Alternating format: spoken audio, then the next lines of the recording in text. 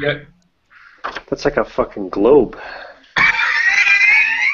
That's the perfect way to start this broadcast too. Like that's the very first live line. It's like a fucking globe. Oh, awesome. All right, well, welcome back to Roll with the Punches, friends. We are here to finish Le Vol de Train, the finale to what was originally supposed to be a Stalker RPG one-shot, has turned into a Stalker RPG two-shot. So without further ado, I'll let my players introduce themselves, and we'll start from left to right. So, Andrew. Do you want me to do like a little intro scene or something for my character too? Yeah, absolutely. All right. Andrew Napier, SRT Joker. What's up, guys? Check me out on the YouTube. I am playing Salty Dog, aka Salt Gerald Tessier. I am a failed sailor, got dishonorably discharged from the French Navy, and I've turned into a stalker. When we last left me, I was curled up in the fetal position, crying and weeping naked in a bathtub somewhere in the zone. During that night, I tried to get as much sleep as possible, but it was all a fevered pitch dream. It was a mix of images, my payout, me leaving the zone, having sex with beautiful women without them laughing at me, drinking vast amounts of alcohol, having sex with more women, and then when my money was spent, I heard the echoing voice through the cosmos. You have to go back to the zone. It never ends. What? What? It never ends. Ah! And I wake up and I start screaming in the bathroom as I come to and realize that I'm still in the zone and I never left hell. Awesome. Thank you, Andrew. Next up, Mr. Ian Christensen. Hey guys, I'm Ian. So, yeah, I'm playing Four Eyes. He's early 40 something, surprisingly well fit nerd type character. I described him before as looking kind of like Clark Kent. So, Four Eyes had spent a portion of his evening before finally going to sleep picking through the rubble, the various broken glass and wood and shards of broken everything in the apartment in which we are currently staying, looking for any decent medical supplies left that were blown up from the grenade that Salty Dog threw into the room before we entered. Picking up vials here and there, trying to find maybe a dose of antibiotics here, a dose of morphine there. Here's some bandages. This looks like it could be. There's a couple of decent needles still intact. Eventually, turning off his flashlight and giving up for the night, and going to pass out on the couch, which he has to brush all the glass and wood shards and everything off of before getting a good night's sleep, only to be interrupted a couple hours later by Salty Dog screaming from the bathroom. He rushed in to check and make sure he was all right. Seeing his naked form curled up there in the bathtub, he instantly regretted It it almost looks like my body has like weird tapered marks all over it. Like I'm wearing a form-fitting suit and fat is spilling out in tubes going up my waist to the midpoint of my body. I'm like sliding around in the tub. It's greased up like a frying pan, and I just keep spilling into it over and over and over as I try to get up. Why am I here? Why am I here? Awesome. Thank you, Ian. And last but certainly not least, Heath. composure. Hello, everybody. Heath Wanamaker here. You can check me out at Gaming in Gotham on YouTube or at WordPress. I will be returning with Vic, aka Deadeye Poundstone, former military and police operative, sniper, etc., ad nausea. Um, I will be just sitting quietly in this room, cleaning my rifle and nursing my wounds, while Four Eyes attends to uh, our beautiful companion, Salt. Awesome. Thank you, Heath. And as you're sort of, looking around the room, having, not too terribly long ago woken up before Salt's screaming, you notice that Panther doesn't seem to be anywhere in sight. He was on the last guard shift, and you haven't seen him since you awoke. Who's that replicator, man? That replicator kid that got him. It's called a replica, Vic. Replicator. That's what I said, man. I think Mr. Panther went upstairs while we were sleeping and found something and tried to take off with it. Maybe we should go after him.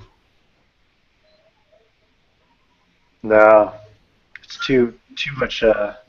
Takes too much time to get sidetracked in the zone. We should go to the train. And curled up in the corner, you see Donor, still dozing away. I kick him. What? What? Yeah.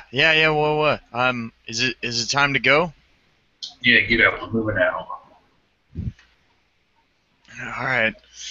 He picks himself up as the light sort of, washes over his face from standing up. You can see that he looks notably less bedraggled than he did before. Obviously well rested after a long night's sleep. All right. Well, we've got about 12 hours until we get to the station. Wait a minute. Where's the scout guy? I don't know, man. Pretty sure that replica thing. Pretty sure. Wouldn't make sense. It's not what they do. I think, if anything, the lure of the zone got him. Maybe it's got to cover my base. It's a viable option. I also would have seen to whatever I could do to help Vic's arm the night before we went to sleep. Just as far as cleaning it, antibiotics. Found a bottle of painkillers in the medicine cabinet in the bathroom, so I'll give him those. Tell him to ration them because they're gonna have to last him the whole trip. Oh yeah. Spitting back in the bottle.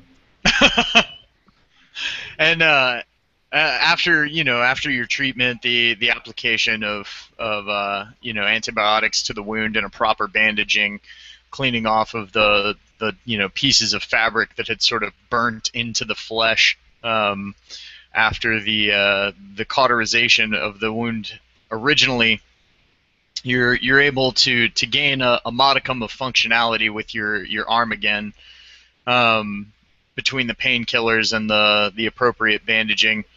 Still not enough to pull the trigger, but at least well enough to balance a rifle. You could just say it's still useless, man. You can't pull the damn trigger this guy. I'll put it through a range. I'll put it through like a range of motions, kind of rubbing around, it's like really cramped and starting to loosen it up a little bit. Kind of flexing my hand, and just kind of shaking my head, like, this finger still no good to me. Well, at least you're not going to hopefully lose the arm now, you ungrateful bastard. Yeah.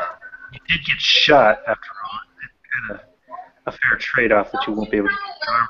Yeah, I get shot. You're nowhere in sight. This son of a bitch gets a splinter, and the first thing you did was bust out the med kit, real swelly and 4 eyes. Well, apparently I'm better than I thought because he's gone missing now, so. Yeah, well, I say we can talk about this on the road, huh? Maybe now that I've patched you up, you'll fly away tomorrow. Sincerely doubt that. So while Deadeye's kind of moving his arm around, checking it out, seeing what's up with it, you see a cut, and I'm over in the corner, and I'm moving my arm like somebody shot it. But it's not because there's a problem with it. It's because my range of motion's like that of a T-Rex. Like I'm so out of shape that I'm having a hard time getting my coat arm of my fatigues like actually on. And I look over towards Deadeye, and I go, "Hey man, I can't get my jacket on. Would you help me, please?" Um,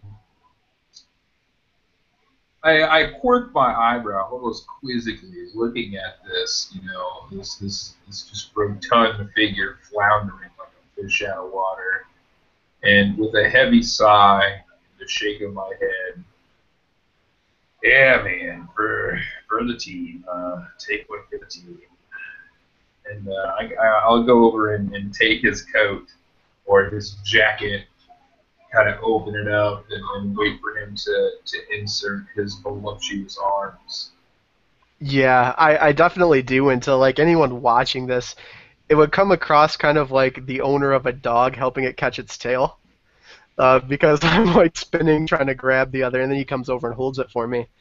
And I fit myself into it like a glove. And as I start trying to button the front, a titanic task for a physique like mine, I tell Vic, thanks, man. I really appreciate it. This whole zone thing still has me on my nerves. Oh, don't tell Donor. You with a hearty slap on the here. shoulder. with a hearty slap on the shoulder and a reassuring look, I nod my head. So don't worry about it, man. We'll be out of here in no time. We'll be eating sausages the size of your finger, man. The size of your fingers. Yeah, bacon too. Oh yeah, bacon wrapped sausages. So live the dream. And with that, you see Donor sort of look out the window. Well, I guess we better get moving. I mean, it's already coming up on sundown, and we've got 12 hours ahead of us.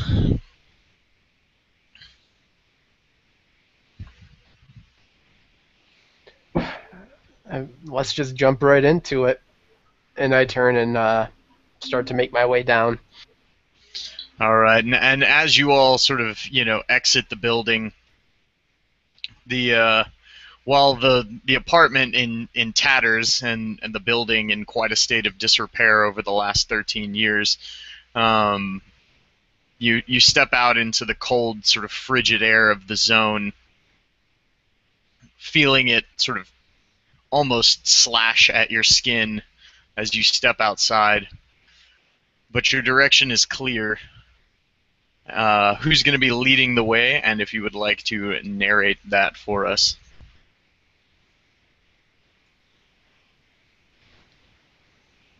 I look around to Deadeye and Four Eyes, and I'm thinking to myself, "Oh man, that was our guide, that was our scout." Do either of you guys know anything about scouting?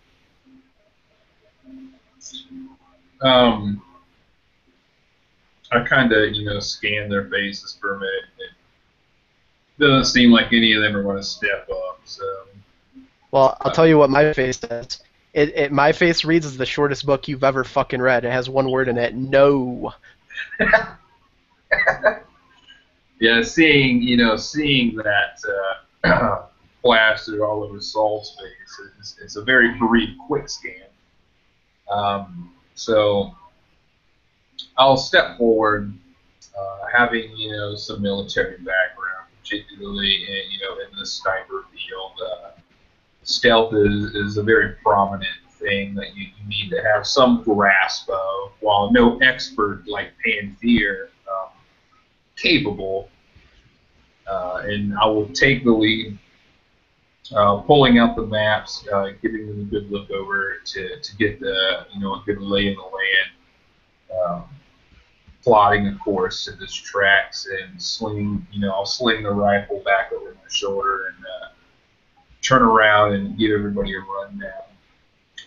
We need to single file, everybody eyes to the sky, ears open. We should get through this safe. and turn and just start plodding forward, constantly scanning everything around. Not exactly a ninja like Pantheer, but Gotcha. And as you start making your way through the zone very slowly but carefully, you make your way past just scattered cars, bicycles left just knocked over on the side of the street, on the sidewalks, newspapers blowing occasionally, any pieces always of articles that were from 13 years ago, goings on in Toulouse before the visitation. A few breaks are necessary to make your way through buildings when the streets have become too threatening or too dangerous to traverse directly. And as you near the train station up ahead in the distance, you pass by a car. You hear the radio kick on as you do.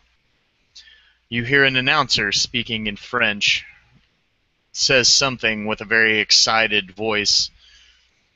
Salt, you would recognize this as the announcement of a very excitable song, and Ozzy's Crazy Train begins to play on the radio of the car. As you see the train station looming ahead in the distance, you begin to hear a far-off echo of what sounds like a train's whistle.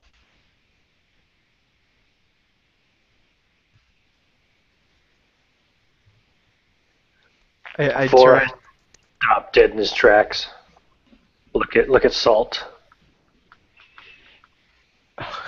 I share a glance with you as you hear, I.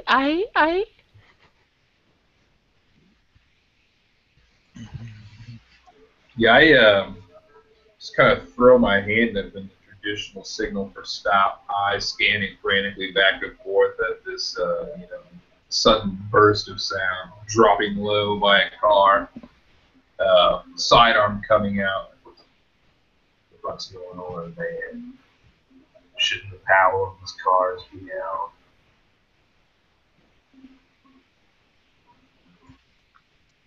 It's the zone. Things don't have to make sense here. Nothing has to make sense here. I'm gonna check it out. I want to walk over to the car and look inside the window. As you look inside the window of the car, you see a skeleton that looks as though its bones have been completely picked clean and almost polished. The figure is in a state of having one hand on the wheel and the other hand reaching over into an open glove compartment. Upon further inspection, you notice a second skeleton leaning against the side of the car, also in the same situation, completely polished. If I shift my body a bit, can I see what's inside the glove box? Yeah. So you sort of shift your perspective, and in the glove box you just see papers. You're assuming possibly registration, something along those lines. And you notice laying in the seat in front of the skeleton that's sort of like hunched over against the side of the car, partially through the window, you see a badge of the gendarmerie.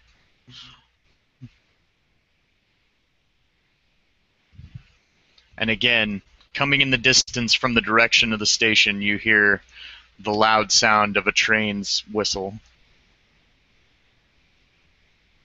Or horn. I guess it'd probably be more appropriate. Is this train still active, I assume? Like, it's not parked there, is it? You do see, as you sort of scan from where you guys are at, you can see that there are definitely some train cars that are in the yard of the train station. However, you don't see any trains coming from the north or the south along the tracks. Just to clarify, is it the train in question that we're trying to get to? Is it still an active train? Like it comes and goes from the zone, right? No. So the only information on the train is it was originally it was set to leave the station here with a considerable sum of funds going to the one of the southern branches of the National Bank of France, and it never made it out of the zone. It never made it to its reported location, and they never found it on the outskirts of the zone after the visitation. So the belief is that the train is still somewhere here inside the zone. Following its intended destination route should lead you from the train station to the train you're looking for.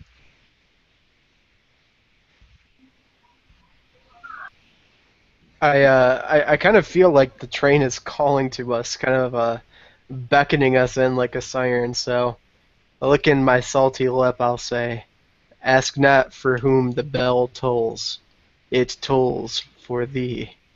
And I'll kind of turn and look at them like, "Are we gonna do this?" And That's I'll and look at turn and look at Deadeye with a look in my eye that says, "Are you going to do this?" it's, some pretty ominous shit to be saying there, Salt, but you're not wrong. All right, boys. None of you guys seem to be done enough, so I'll take the lead. I'm going to fling out my shotgun with the flashlight on it that I got way, way back when we were crossing into the zone, and slowly start walking behind him with it pulled up. That boy. Awesome. That boy. Seeing these guys preparing weapons, Four Eyes thinks, well, maybe I better get one too. So he takes the bow down off of his back and makes sure he's got his arrows ready for reach, and takes one out and holds it in his right hand. I'll offer you Four Eyes my sidearm, since I seem to have some form of function with my rifle. Oh, well, thanks. And you might want something with a little more punch. I'll look at it and try to figure out how to turn the safety off. Look, man, flip it up to kill shit, flip it down to be safe. Point it at what you want and watch it die. Very simple.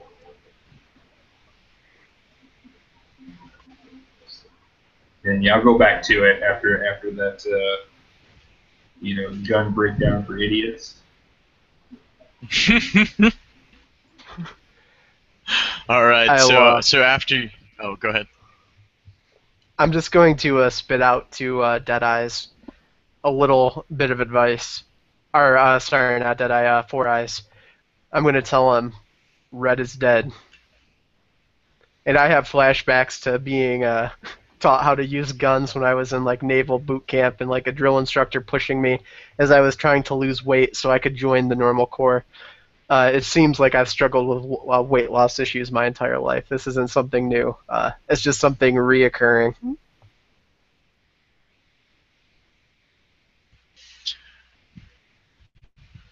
All right. And so as you click the safety off and the pistol is armed, start making your way forward to the station. The cars in the street offer little resistance as you sort of weave your way through what was once a very busy traffic intersection in front of the station, making your way into the grand multi-arched building.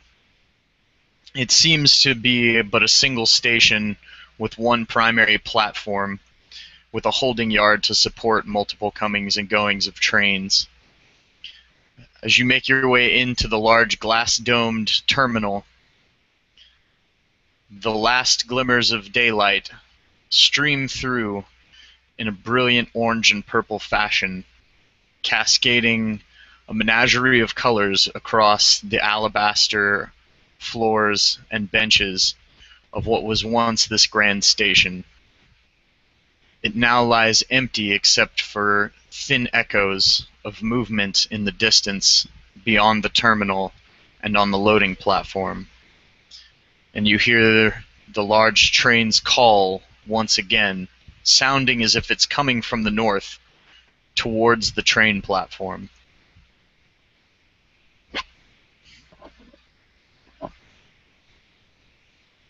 So which direction was our train supposed to be going? South, yes? The train was originally supposed... Yeah, correct. And the coordinates, I'll ask Donor. You say you know where this train is? I know the route that it took from here. All accounts show that the money was delivered to the train here at the station, as was scheduled. Yet it never made it out of the zone after the visitation.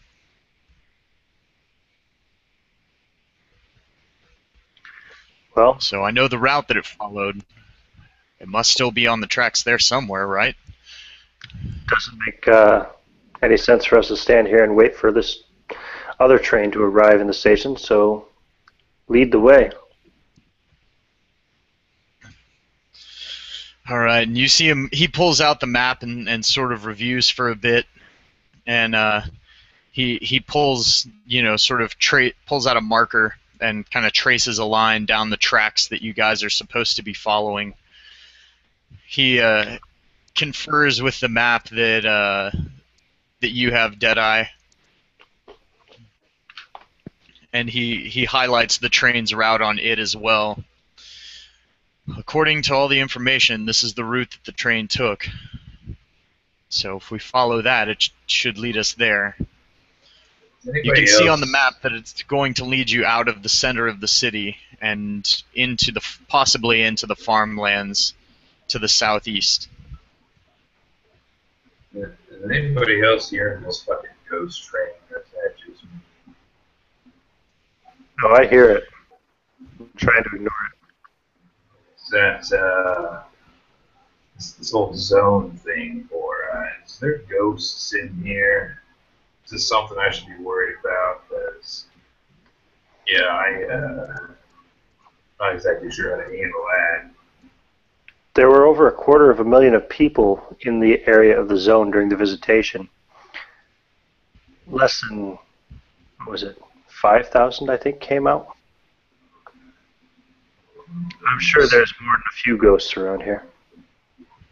Yeah, thanks for the reassurance, buddy. Josh, do we see one of those service carts that they use on railroads sometimes, where it's like a smaller vehicle that rides the rails that would go like behind or in front of the train? You don't see any immediately, but you would feel fairly confident that there would have to be something along those lines somewhere in the yard beyond the other train cars that you can see past the loading platform. Okay, we should find one of those service carts they use to make repairs on the rails. I don't think we want to be walking at night the entire distance of the track trying to find this thing. If we can use something motorized, that might still work. And as you guys sort of make your way through the station and out onto the loading platform, you hear the sound of this train's horn again. You notice that it doesn't sound like the sound is identical every time. And the only time that it appears to get louder is as you guys approach the platform. As you look up and down the train tracks, you see no signs that there's a train coming from either direction.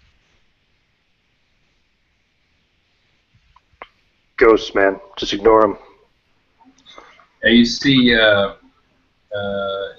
safety's clicked off at the mention of ghost, and this trigger finger, or his makeshift trigger finger, southpaw is kind of itching, around the trigger, a little twitchy. His eyes flickering left and right.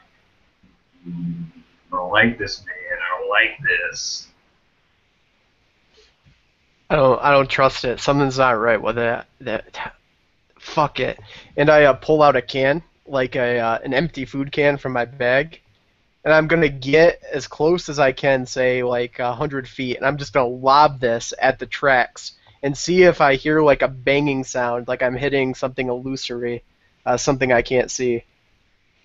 All right, so you walk forward and you hear the sound again, and you throw the can, and you see it just in midair, basically crush and just go flying towards the south as if it were hit by something, some enormous thing moving extremely fast. What the fuck was that? And my eyes get really wide, and I bite my knuckle. I think the train's invisible. Well, stay off the tracks, dummy.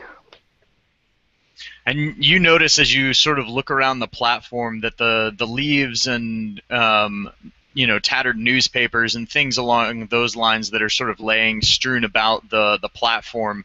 Shortly after every time when the horn of the train sounds, you see a noticeable increase in the way that they sort of blow and rustle about the platform, almost as if blown away by a very quickly moving object. Your character, Four Eyes, you have like a deeply educated background, right? We would know your guy's been like to university or whatever. Oh yeah. Okay. So I'm gonna ask you, Mr. Four Eyes, how fast can a train move? Depending on the train, some trains can move upwards of 100 miles an hour. Hell, they have trains in the east that move probably twice that speed. I mean, I heard they got them bullet trains or whatever, something crazy like 300 miles an hour. So they say. I've never seen one. Mm-hmm. Well, fuck this then. I'm not gonna get hit by no 100-mile-per-hour train. I pull out another can of food, and I'm gonna wait in between when the whistle blows on the train, and then throw it and see if the train's there like intermittently. Okay, so you hear the whistle blow, and you sort of watch the leaves blow about and all of that, and you throw the can, and you see it just right past. Oh, okay. So it doesn't get whisked away. It just goes like right through it. Basically, like after at least this is how I'm imagining it, is you hear the sound of the train and wait for the papers and leaves and that sort of stuff to kind of blow, and then as you throw the can across, after that happens, there's no resistance to the can, and you don't see it get knocked away. So either the train moves so quickly that it completes an entire circuit within every time the whistle blows, or the train is intermittently here and then not here, as if it was phased out. And I'm saying that to you guys. That's a good observation. Good thinking too, Salt. Don't thank me yet, 'cause I got no fucking clue how we deal with this. So we got to get across these tracks to get to this service car you're talking about, right? Correct. Yeah. Okay. Isn't there like, can't we just take the long way, just walk around?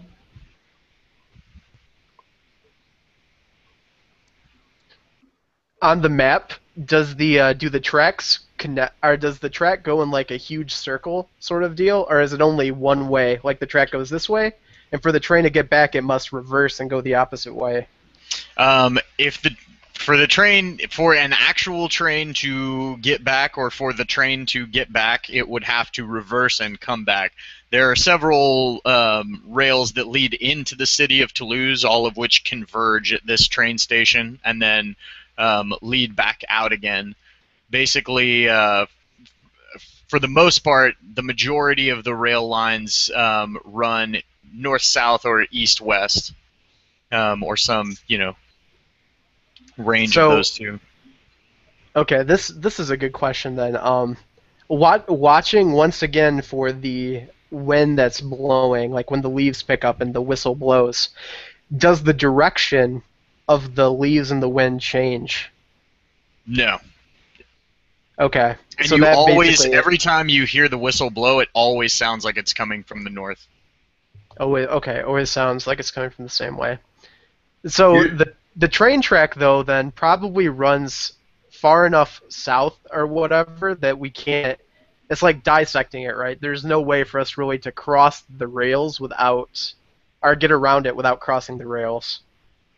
Yeah, there's pretty. You would have to leave the zone to actually like get to the other side without crossing the rails, pretty much. I Four don't. Eyes says, screw this, and once the leaves stop rustling, he runs across the tracks. All right, you just bolt for it. The balls on this guy. All right, and as you bolt and just sort of run across the tracks, like you hear the sound again, and you feel the rush of something enormous Oh shit. go raging past you, like right as you get past the primary rail in front of the the platform. And as you sort of like turn to look, you actually see this train just literally inches behind you just go roaring past at no slower than 100 miles an hour or more. Whew. See, guys? That was easy. Holy shit! I'm a dead man. I I'll just, never make it. Look how fast you moved, and it almost hit you. kind of just like slowly turn my head, like eyes wide, looking at Salt, and like give it a shake. Like, this guy's fucking crazy. He's got a death wish. And as soon as the train passes, pretty much, Four Eyes, you would see it basically just once it gets past a certain point on the track, it just disappears. That's interesting. So I didn't see it until I crossed. Yeah, you didn't see it until you were basically like right next to it. Wow. So I'll say, don't worry, Salt, you can make it. Oh. Okay. Just tell me when, and I'll start pulling up my britches and kind of like pulling up the pants too at like the knee, so my thighs have a little bit more of like an athletic room to move. I don't want to tear my pants, and I'll get on the edge of where I think the train is and kind of squat down and act like I'm prepping for a race or something. Just wait until the leaves have almost stopped rustling, and then go. Okay. So I'll wait until the leaves stop, and then I will run like I am being chased by a bear. I will run like I'm trying to avoid paying taxes. I will dive like I'm throwing a fight for $1 million. And I'm going to get as quickly across the tracks as possible. I don't care if I break my leg or whatever. I'm just going for it. All right. So you go and you just bolt across the tracks after the last time you see the leaves and paper stop rustling, and you get across, or start making your way across, and at the sort of regularly timed interval, just as you're diving, you hear the sound of the train again, and are able to sort of turn around and look as you're laying on your back next to this train track to see the train just go barreling past you and Four Eyes. And the same thing sort of gets down the track and just completely dissipates. Oh, man. So that's why they call you Salt. You're sweating like a hillbilly trying to write a love letter.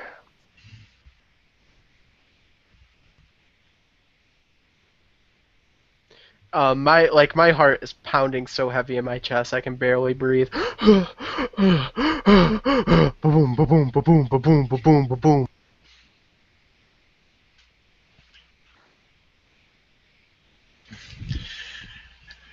And with that, you see you see Donor kind of look at you dead eye, and he looks at the track.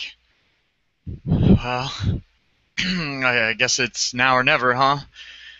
And as soon as you see the leaves start to blow, he like just runs and bolts across, sort of, tripping and rolling at the last second off of the tracks. As again, like he's just laying there like in just complete shock. The look on his face just looks like absolute terror, laying there on the ground, sort of next to where Salt and Four Eyes are.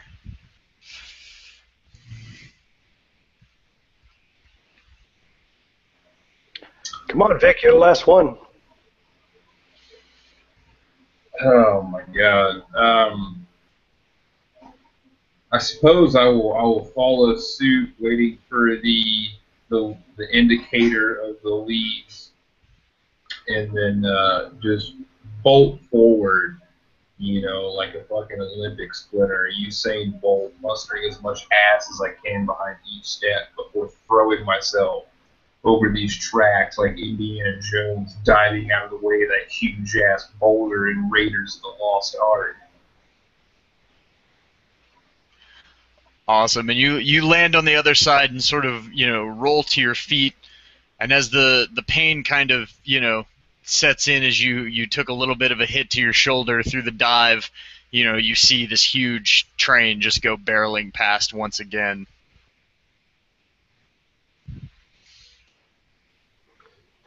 Hey, Donor, you get a look at that. Does that look like our train? No, I don't think so. Our train was standard Eurorail. I don't know what that was. That looked like something from the war. I got an idea. So I'm going to stand up and I'm going to wait for the interval where I see the train coming. Uh-huh.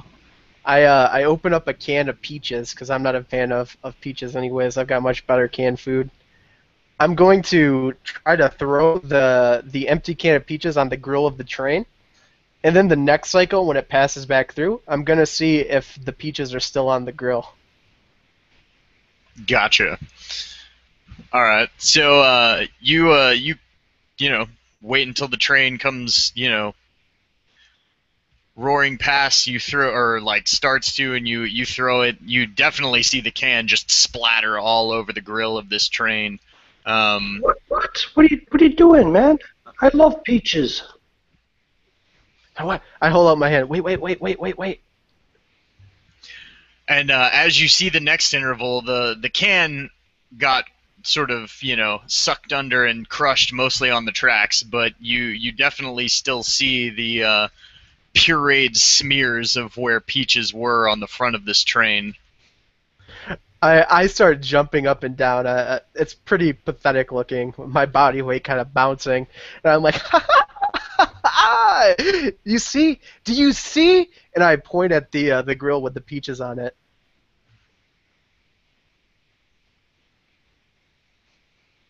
Like I turn around just with this big cheesy grin on my face, and I go, "It actually passes to the end of the loop, and then starts the loop over." Congratulations, Salt.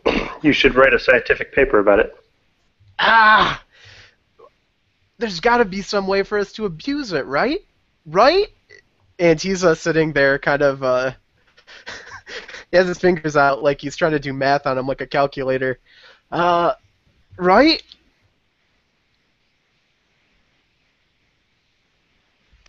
Right. Well, you keep on thinking about that, but in the meantime, we got a train full of cash to find.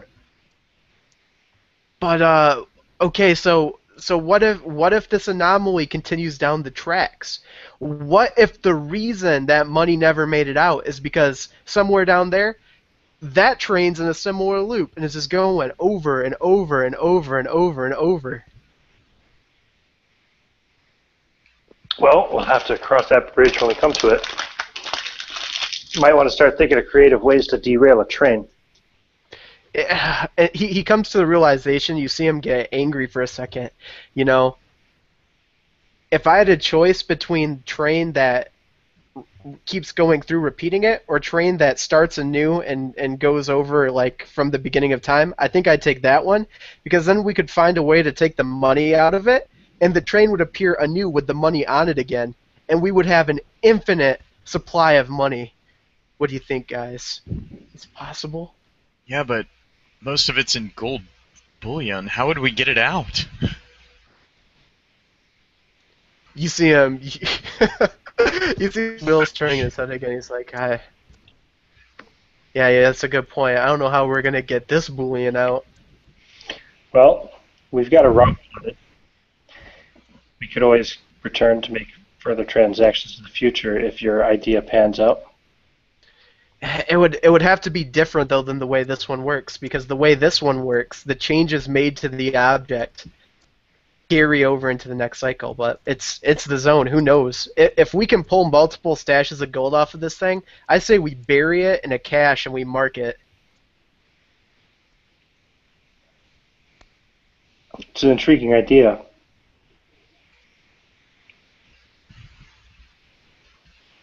I look to Deadeye, who's the leader of this little ragtag as far as scouting goes, and well, where do we go from here, sir?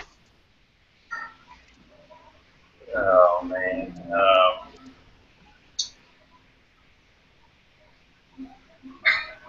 I don't even know where to begin. I thought the train was going to be here.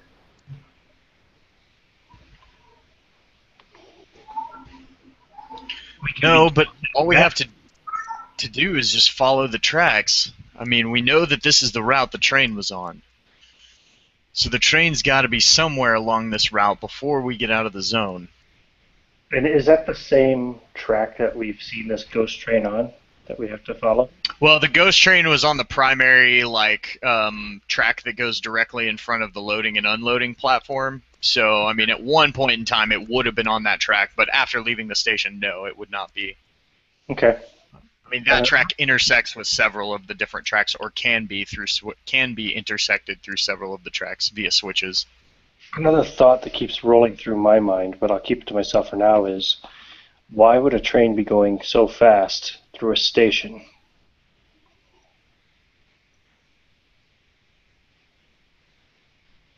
It's very strange. So, anyway, do we see any service cars around? Yes, as you start sort of exploring past the, ghostly husks of these other trains that have been just sort of sitting and rotting in the station yard for the last 13 years, you do actually find a service car.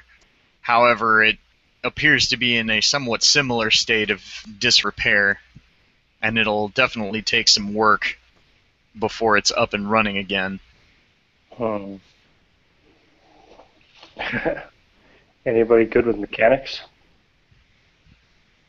Yeah, I can give it a shot. I haven't worked on anything like this per se, but I used to service boats back in the Navy. I'll pull out my Geiger counter. Let's take a measurement before he starts working on this thing. Extremely low-level radiation, nothing abnormal for the zone, nothing lethal, at least not without, extremely prolonged exposure. Okay. I'll put it back in my bag then, say it looks like it's safe, so. I'm going to start out by giving it a 360, like walk around inspecting what it looks like. How big is it? The car itself is, I would say it's probably like a third the size of what you would consider like a locomotive steam engine. It's got one primary like driver's car that looks to be about big enough for two people, and there's work crew like platforms along both sides of the car. All right, so. Okay, guys. First thing, and I'm gonna jump up in it. I'm gonna see if it's powered by coal, if it's powered by steam, if it's powered by electric. What's the energy source? It is definitely a diesel engine. Diesel. Okay, so Okay, it's combustion. And I'll jump off and I'll get on the dirt, start trying to fit myself underneath of it. No easy task for a fat man. I had a hard time working on like those tight Navy ships too, but this is pathetic. I get my head under there and I take a peek. Okay, so there's the combustion's moving the piston. The piston is that's turning the wheel down the track. That seems to look okay. Wait. Nope. Okay, so I pop myself out and I go, all right. There's an O-ring that's fallen apart that goes on this spindle. I gotta go over and check another car and see if I can replace it. Shouldn't take too long. In theory, if I'm able to do that, then we put diesel in. There should be some around here. We can get it fired up.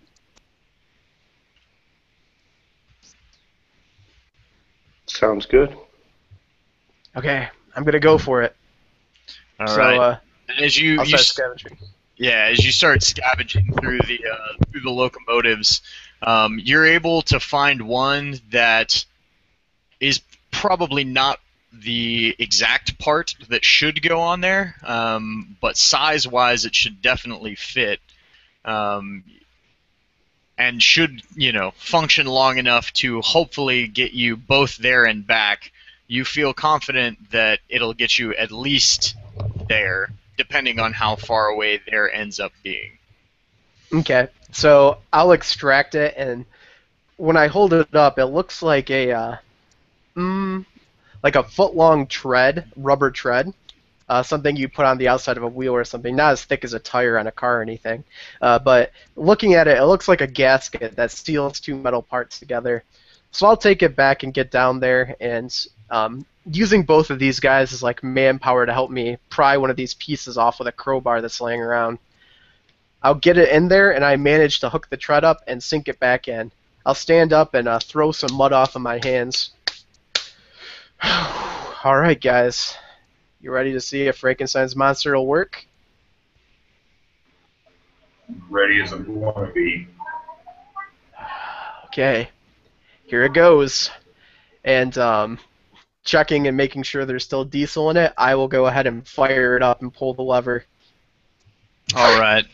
The engine's still fueled up. It takes several tries to actually get it primed and, get the plugs hot enough to ignite. But once it sort of roars to life, you hear a knocking sound.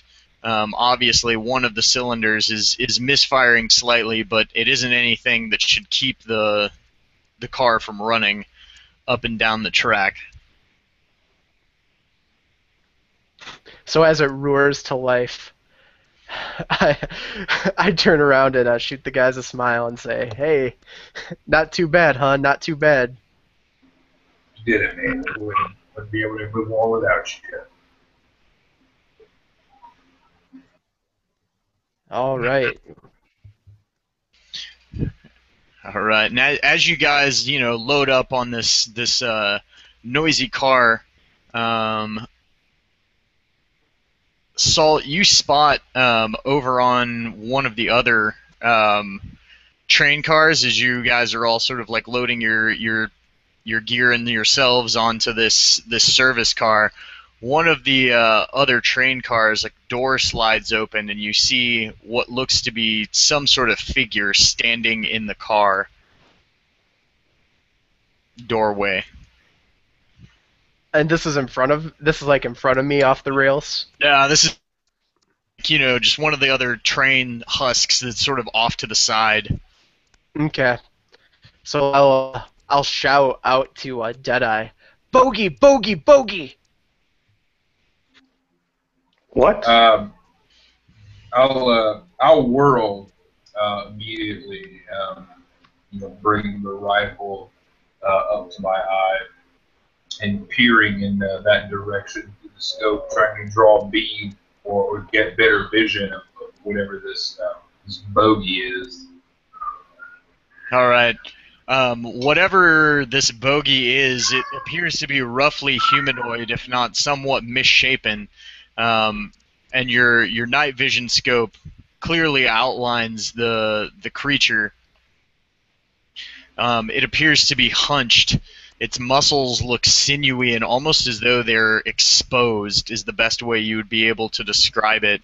And I shoot it right in the fucking head. No hesitation. As soon as I see Quasimodo leering at me out of the side of this train with everything that's going on, the ghost cars, these freaking anomalies, no hesitation.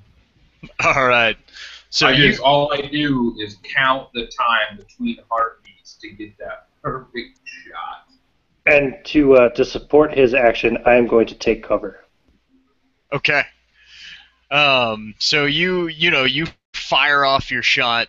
Now, Four Eyes, taking cover, are you getting off of the car, or are you just moving to the opposite side of the platform from where this train car is?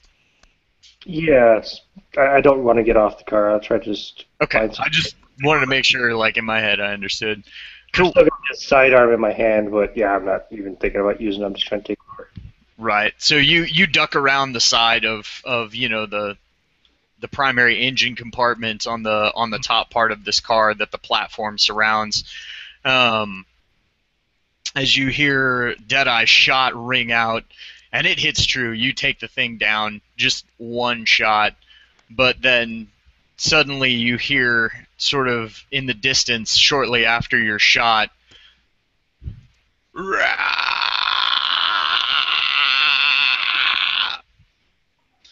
the fuck is that, guys? Oh no, fuck this shit. Buckle in! I'm gonna just fire it up.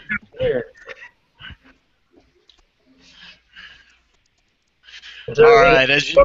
Too. So you start just, booking it as much as this thing possibly can, and you see just no less than what must be 8 figures just come, like, tearing out of these train cars, and begin sort of, like, making chase down the tracks. Most of them seem as though their misshapen bodies won't carry them with the sort of alacrity that will actually allow them to keep up with this service car minus one, who is running almost as if on all fours and rapidly gaining on the car. I level my sights on that one, in that direction. Like, he's making, like, legit progress, it looks like. Yeah, like... So I come around, resting the rifle barrel on the guardrail to steady it, and begin to once more light up another shot. He's on all fours bounding, and it kind of heralds back to my hunting days with my father, and counting, the paces between each shot as he comes up and leaves the sights, and into the sights, and leaves the sights, and as he's about to enter, I squeeze off around. And I raise the pistol up with my eyes closed in that direction, and my head turned to the side, and I just empty the clip in that direction, not even looking at what I'm shooting at. All right, you see one of the stray bullets from Four Eyes' barrage of gunfire just manage to nick one of the ones that's further back, obviously not slowing its progress very much.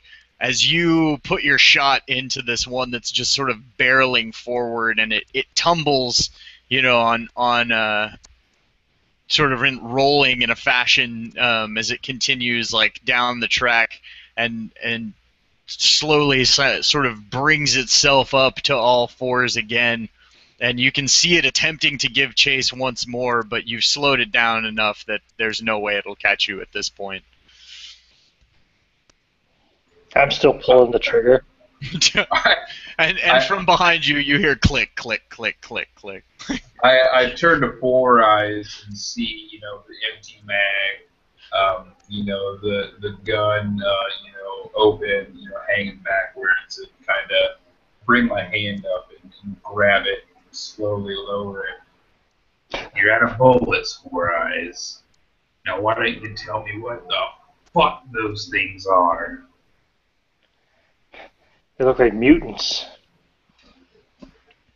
There's fucking replicants, mutants, ghosts. What the hell is going on here? Oh, there's a lot more than all that. This is the zone. Like you just see like almost like shocked look at the mention of there's more than that. Eyes wide like saucers. Like this is fucking nuts. Those looked like they were humans before the visitation. Sometimes there's other kinds of mutants too, animals, anything. Then there's the inorganisms. They don't make any sense at all. All right, yeah, whatever you say, man. As long as they die, just like everything else, that makes me feel better.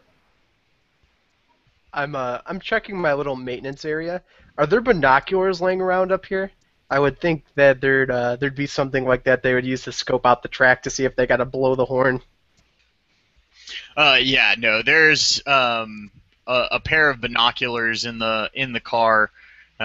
You find them just sort of lying on the floor, though. One side of the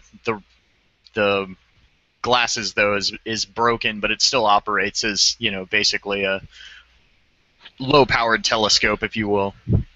So picking it up and using it more of like exactly like a telescope, I'm going to put one of my feet up on a barrel that's kind of sticking there in the front, or a crate rather, and I have a very Captain Morgan-esque look to me as I'm trying to like scout it out like the world's worst pirate. What do I see like down the tracks? You see down the tracks, there's one train car or one train up ahead that's stopped, but it doesn't appear to be Eurorail. It looks as though it's some sort of passenger car of some type, probably intercity transit, if you will. The city's railways use the same primary station as the international railways as well. But other than that, it looks fairly clear up in the distance. And there's no junction or anything that train's like in my way basically when I get up to it. No. The train is over on another set of tracks. A track that you can see sort of circles back around in towards the city. Okay, I gotcha. So I'm gonna yell out to those guys as I'm slowly picking up speed. Oh, we got another car up here. Be ready, guys. I don't know what could be in this thing. Maybe an ambush or something. You don't see any more fucking Quasimodos, do you? I slowly like shift it left and right. No Quasimodos. No, nothing like that. Oh, well, that's a relief. And I will barrel ahead. All right. As you continue on down the tracks and you sort of, cast some light on this other train car as you're going by, you just see streaks of blood all over the inside of the windows. And near the one of the side doors of the cars, hanging like just lifeless out of the train car itself, almost looks like the best way you could describe it is if someone's skin was just completely taken off of their body and is just laying there as like a suit hanging out of the doorway.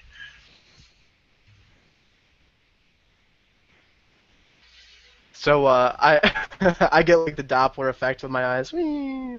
As it goes by, I'm just like, what in the fuck was that?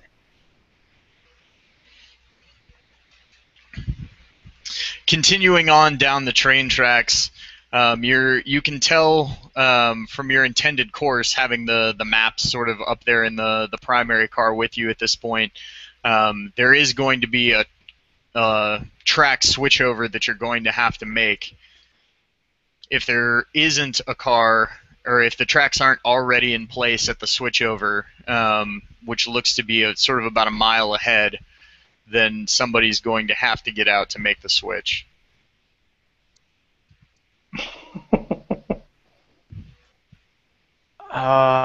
Guys, the rail's out.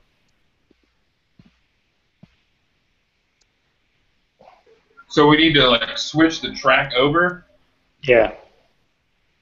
Is there like a lever you would pull to do that? Basically, there's a manual. Normally, it would be able to be done via automation, but they would have a manual override. There's basically a post there that has a lever and sort of crank system. Engaging the lever sort of engages the clamps from the actual like manual switch into the track, and then someone would have to then push this lever over as if you were sort of like turning on a post around a a fulcrum to switch the track over.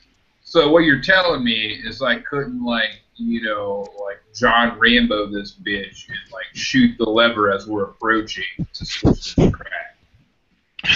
No, I mean maybe if the lever were already engaged, but someone would have to get off and engage the lever first, and at that point it seems a little. Yeah. All right. Well, Donor, you've just been volunteered. We'll cover you. Hey, don't worry about it, Deadeye. I'll figure something out, and I'm just gonna start pressing any button that I don't know what it does. Trying to find an automation switch. Fuck.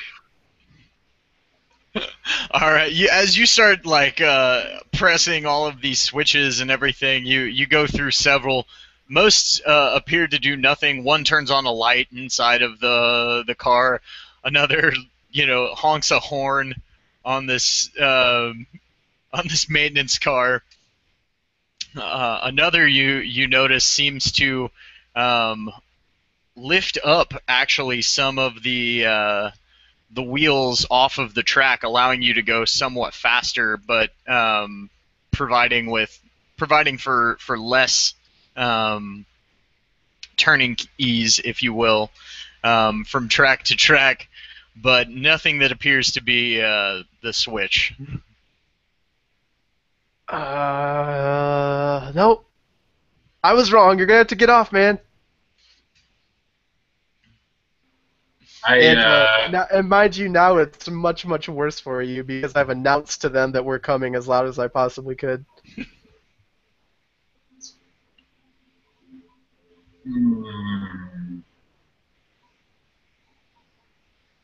I look to Four Eyes.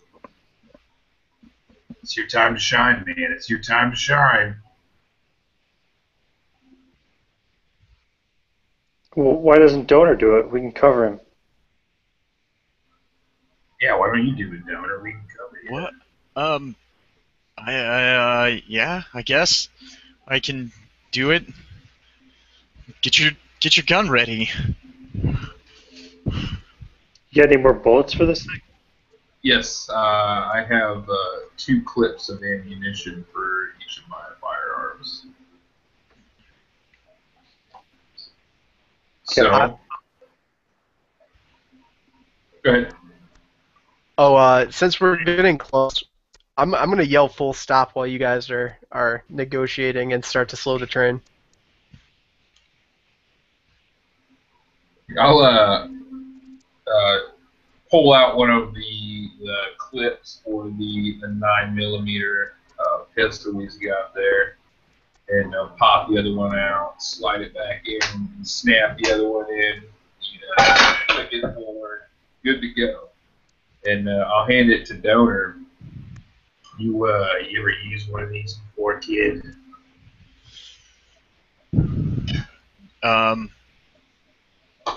No. Well, let's hope you don't have to, huh? And I'll just give it to him. Turn the safety off, so safety's off. So don't shoot yourself in the fucking foot or something, man. Just you got to. You pointed at what you want dead. Squeeze the little trigger, and hopefully that's what will happen. All right. And as you bring this service car to a stop, Salt, you're just so annoyed with the fact that you're not able to continue progressing down the track, that you're having to stop to make this ridiculous switch over. One of these switches should have easily switched that track over. I mean, this is obnoxious.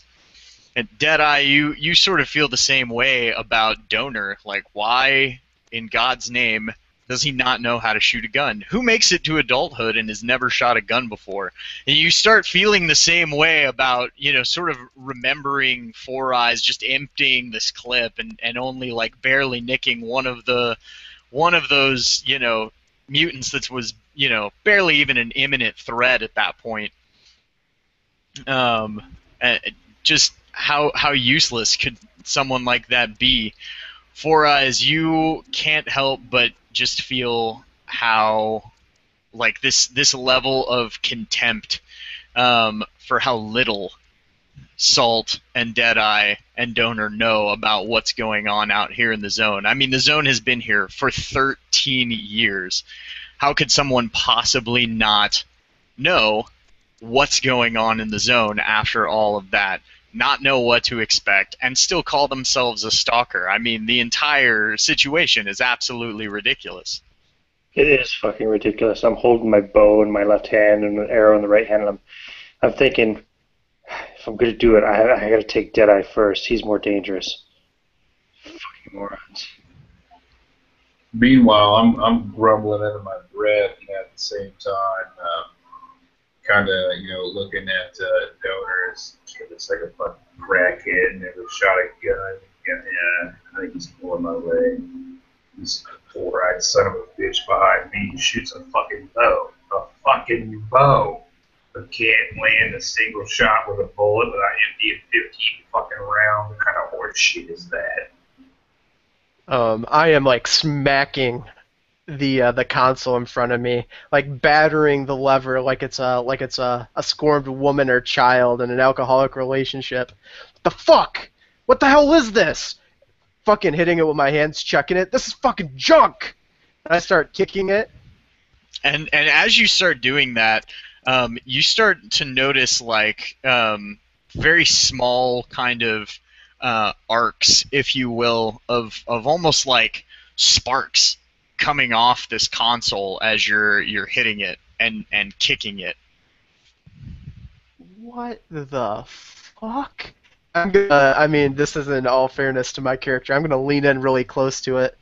What the fuck is that? And you notice that as you sort of lean down, you smell what smells like sort of sulfur in the air, almost, is the best way you could describe it. I'm gonna turn wide-eyed with my gun now in my hands and yell, "Anomaly!" And I'm gonna dive out of the train car. Considering my last experience of this nonsense, I waste no time in just leaping over the guardrails right behind Salt. All right.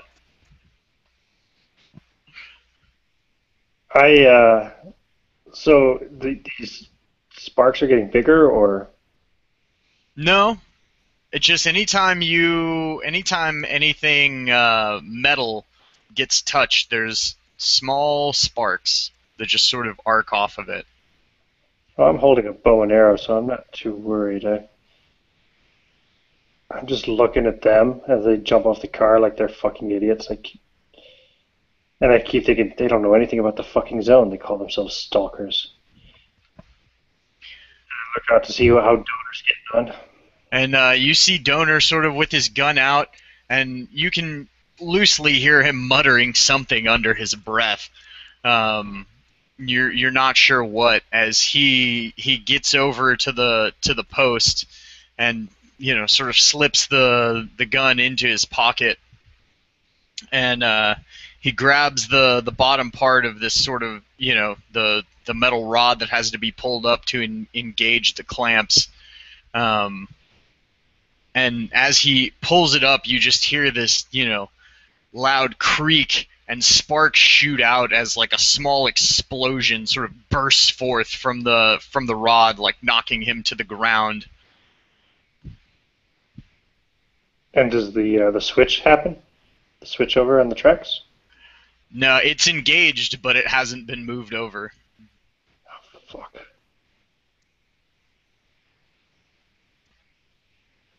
Did you guys see that? I'm going to roll up to my feet, and I hear, "Did you guys see that? Fuck! Donor's down!"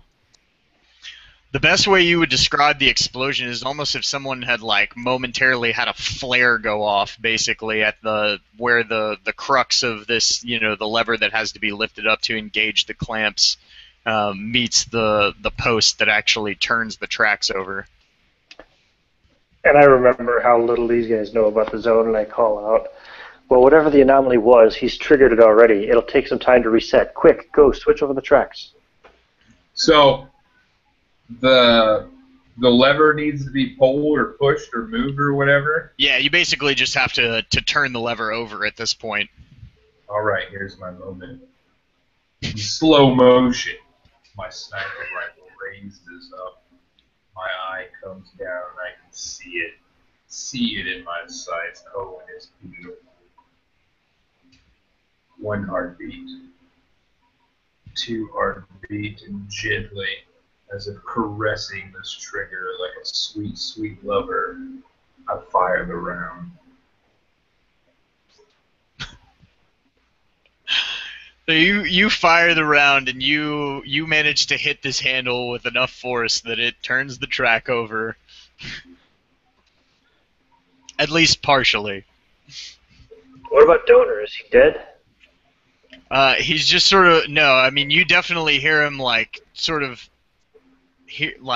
angered and, if you will, pained groans, like, lying on the ground, and you can see him sort of, like, kind of curled up in the fetal position, and he's just sort of rocking, as you see him, like, with his hands clenched tightly up against his body at that point. Salt, go get him. He's still alive. And Salt starts thinking back to some of the old wives' tales he's heard from the guards that watch the perimeters of the zone, and how they have no love for stalkers because having to actually arrest them and process them is dangerous for them because they don't know what kind of anomalies the stalkers have came into contact with, and anomalies sometimes are like slow killers. So I'm looking at a man that's clearly just been touched by an anomaly. And I'm thinking to myself, I don't know if I want to go help this man or travel with him anymore. And I just stand there in indecision as I slowly flip my shotgun over my shoulder. While he's debating this moral quandary, I'm going to go over to the lever that handles the acceleration and deceleration of the car. I want to ease it forward lightly to start moving it forward slowly. Okay. Fuck, like a conductor on a train that was taking tickets until the slow start, I'm going to grab the handrail and skip myself up on it and ignore Donor. All right. I'll approach Donor tentatively and give him a look up and down, and then take the butt of my rifle down and kind of knock my pistol out of his hands, pick it up, holster it, head back to the train. All right. And as you reach down, you see that the pistol's not in his hands, but in his sweatshirt, where it was before. You start to get closer, and you hear his groans, and it almost sounds as though like two sets of vocal cords are making these pained sounds. And as he turns, as you sort of get closer, you notice these blue veins that are just arching out all across his face from his eyes and his mouth, and this insanely inhuman scream Mercy killing. As a tentacle leaps forward out of his mouth and latches itself onto your neck. I'm plugging that son of a bitch in the forehead. All right. So you see his body remain motionless, and you feel a sucking feeling coming from your neck at this point. As you pull away, and this blue thing just comes all the way out of him, looking as though it were like some type of strange, almost bioluminescent snake. Like in just like a sheer panic, like I punch down with the rifle, just smashing the barrel into his fucking eye, and just start squeezing the trigger until I hear nothing but click, click, click, click, click. I As I this want to, thing. dude, Heath. I want to save your life, man. Can I use my hand of God for alertness and try to shoot the thing as it comes out of the guy's body at him, like before it sucks him? I will say you can shoot it off of him. How about I can that? shoot it. I can shoot it off of him. No, it doesn't seem worth it. I'll let him do it. No, that's fine. You can hand a fate. You can hand a fate blast this thing. That's cool. Okay. I'll try to describe it then in a way Keep in that's mind you're doing it with acceptable. a shotgun. Yeah.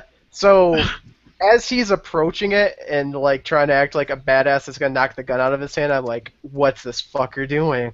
It's like, man, Four Eyes is right. This guy has no idea what's going on in the zone. I pull the gun up, and in my hand you see two other rounds, like actual shells that I'm holding next to the reload chamber, so I can shoot. And when I pump it, I can actually reload off of the pump. So I'm like extending the magazine. And as I see him go up for it, I see this tentacle lash out, and I just unleash like a five burst fire from right to left, completely leveling it horizontally across his shoulders and his head. Boom, boom, boom, boom, boom, boom. All right, you see this like strange blue tentacled thing like fall to the ground and begin writhing around as if it's in its death throes, still crawling itself free of his body and falling dead shortly away from the corpse. I grab the lever and just ram it forward as far as it'll go. And I'm gonna shout at Deadeye, "Stay away from it! Don't contaminate yourself!"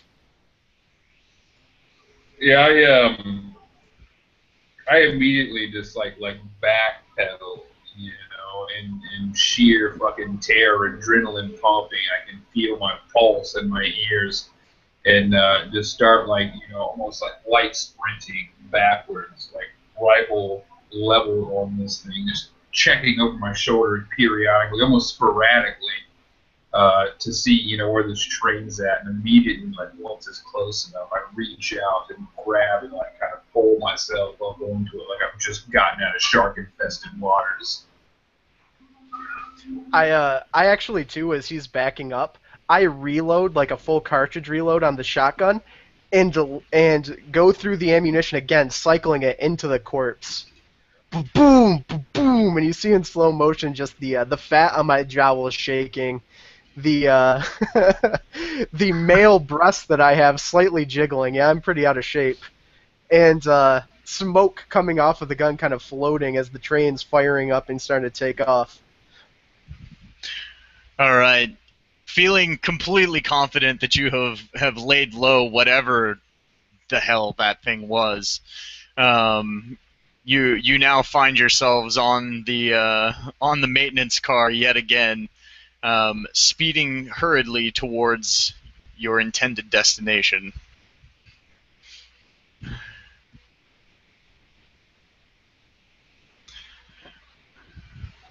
I'm just laying there on my back, just breathing heavily, and I look over, slowly, kind of head low into the side and salt. I remember the digital camera I have in my bag and say, "Damn it! I didn't even get any footage of it."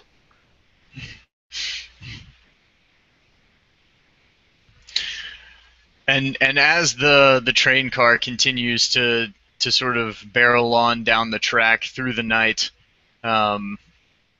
Salt, you manage to spy up ahead a motionless Eurorail car dead ahead on the tracks that you're currently on.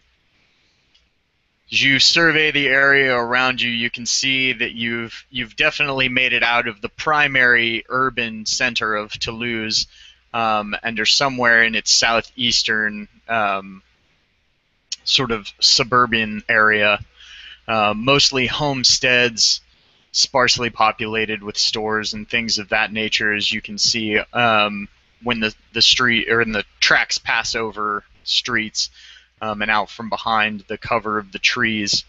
The tree line seems to be covering most of the train up and down as you've just passed over what looked like the last major thoroughfare out of Toulouse that the train tracks cross before making its way into the countryside.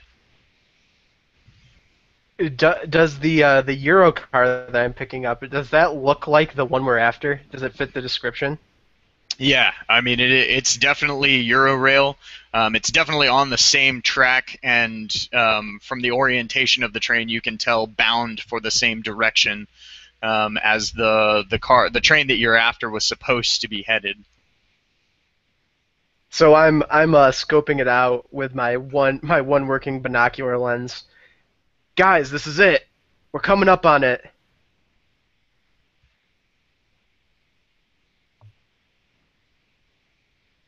All right, well, we better stop the car.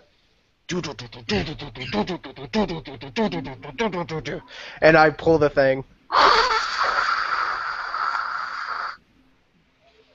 And as silence pervades the air after your noisy arrival, you see the train lying motionless ahead of you. I'm scoping around the horizon in all directions to see if there's any movement. You see no movement. Oh, Thing.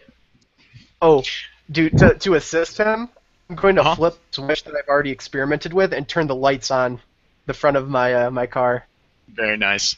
As you illuminate the rear end of the train car in front of you, you can see that its windows appear to be covered with some sort of almost looks like paint, perhaps splotchy, mixed with dirt or mud or something along those lines from the inside of the train. That doesn't look good.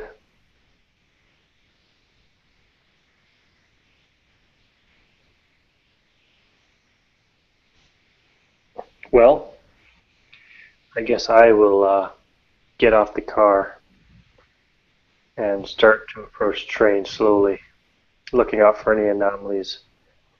Occasionally taking one of the nuts with a bit of cloth tied to it, a bandage, and tossing it up ahead to make sure there's nothing ahead of me that I can't see. All right. As you toss it ahead, you see no signs of anomaly, no strange movements of your nut and bolt. They hit the ground and sort of skips off one of the railroad ties and into the gravel that lies beneath them. As I slowly walk straight towards it, I reach into my pack and I pull out a pistol that I've had in there all along. Make sure. Lock a clip in, turn off the safety, pick up the nut, throw it ahead again in the direction I want to go, and slowly make my way to it if nothing happens to it. All right, so you toss your bolt down the side of the train, sort of along its left side, and again, same thing. The bolt soars down, and unimpeded, you hear it ding off of a railroad tie and fall dead in the grass. I look back to see if those guys are following. This car we rode in on, can I climb up on like the dash in front of me and get like a vantage point, like on top of the car's frame, basically? Yeah, you could. That's what I'm gonna do. I'm gonna take like a vantage point in case something comes out of the darkness here. I'm gonna have a good angle to take a shot at it. All right. And I'm gonna throw you, Four Eyes, the okie dokie sign. Yeah, I'll do the same thing. Crawling like maybe up on top of this service cart and laying down prone, bringing the rifle to bear and just watching a six.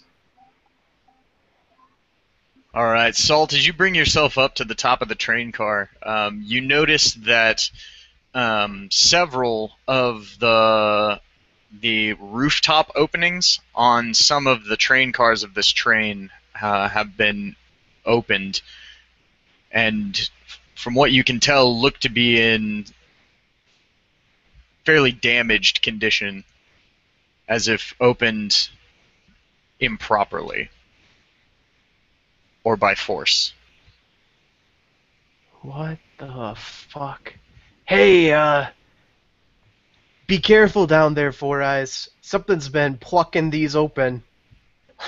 Like a hobo opening a can of beans, I'm thinking. And, because I know all too well about opening up the cans to get a bite to eat, and I'm just imagining some large extraterrestrial kind of going down in there and plucking tasty, delicious human morsels out to eat them, because that's who I think. That's my personally what I believe happened with the visitation, is that it was aliens that just like stopped by to have a nice little picnic. And humans were they were the snack. I think humans were the snack. I think the planet was the snack. I think minerals, just everything about it. Like the Earth is just a huge piece of fruit. But you guys have heard my character talk about this asinine theory before, so you're imagining it rolling through his head. I'll keep on just making my slow approach so I can get up alongside. I guess I'm looking for a cargo container in the car, yeah? On the train. Yes, and as you start making your way down, you can see past the what were obviously just, luggage cars. You see what appears to be an armored car that has walkway platforms around all sides that stands in between, what would have been the luggage cars and the passenger cars of the train itself. The best way to describe it would be it almost looks like a just vault car, and at one end of it you see what is very obviously a vault door-like apparatus that allows access to the smaller car that is sort of inset by this metal catwalk type platform around it. And again, I think about that purple tentacle thing, and I see Donor's face. I think, damn, that son of a bitch probably knew how to open this fucking thing. I'll go up slowly, cautiously, check the handle on the vault door. I'm sure it's not unlocked, but I gotta check. No, it's definitely not unlocked, but it does spin freely. And as you climb up and you sort of look to your side, you see that the door to the train car that sort of immediately faces this vault car stands open, or somewhat ajar, about 3/4 of its intended opening. This is the car adjacent to the... Yeah, basically like the first passenger car, if you would. I'll have to go over and check that out. Since those guys stayed behind, I'm not going to go shouting back to them, so they'll just have to watch, I guess. Okay. And as you... Am I noticing anything out of the ordinary, by the way, with the infrared? You do notice that is it just night vision, or is it actual infrared? No, it's infrared. Okay. Which functions perfectly at night. Right. No, I understand, but that determines how I would describe it to you. So you definitely see sort of in clusters inside of these train cars, low-level heat signatures. The best way to describe it is if there were warm basketball-sized objects in clusters inside of the luggage car. And what is in perspective, like location, like where is Four Eyes from these? Would you say? Four Eyes is Four Eyes at this point would be past that. There's two luggage cars and then the vault car, which is where Four Eyes is currently at. They don't seem to be making any type of movements. They're just remaining inert. Yeah. That's awfully odd. Usually only... Hey, I'm kind of talking to myself, usually only living things get off heat, but who knows in this fucking crazy wasteland? I don't know. What's up, Deadeye? What's going on? Yeah, I'll keeping my eye kind of trained to this go from here, and I'll look up at Salt and tell him there's these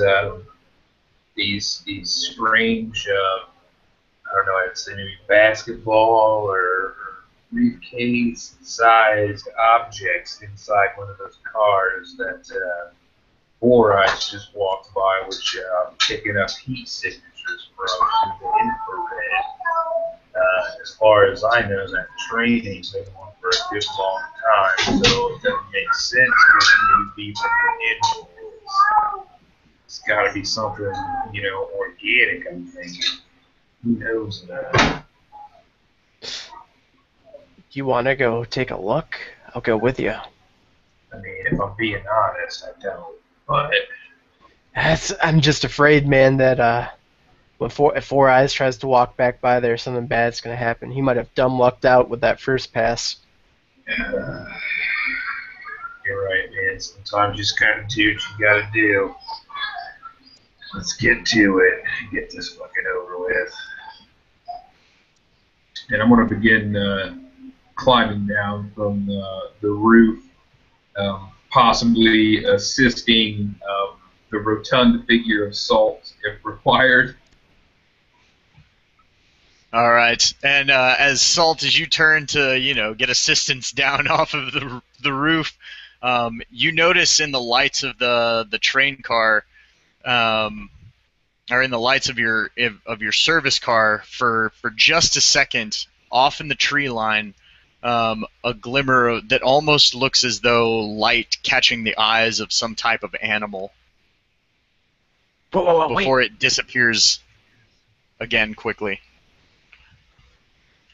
I just saw a pair of fucking eyes, dude. I just saw them. And I like point over to the tree line. Is that kind of where Four Eyes is at in that area as well, right? No, this is actually on the opposite side of the train from where Four Eyes originally went. Distance-wise, it looks like it was probably about 2 cars further than where the vault car is. I'll quickly get Salt down, and then whip around and bring the scope up and start scanning that area with the infrared, looking to see if I can pick up any heat signatures or something. And as you scan the area, you see sort of like the edge of a heat signature disappear behind what you assume is the dense foliage of sort of the tree line. I'll kind of slowly, crane my head back. We're not alone, Salt. There's something out there. It's hiding behind the bush. I can't get a beat on it, but I see it. It's there.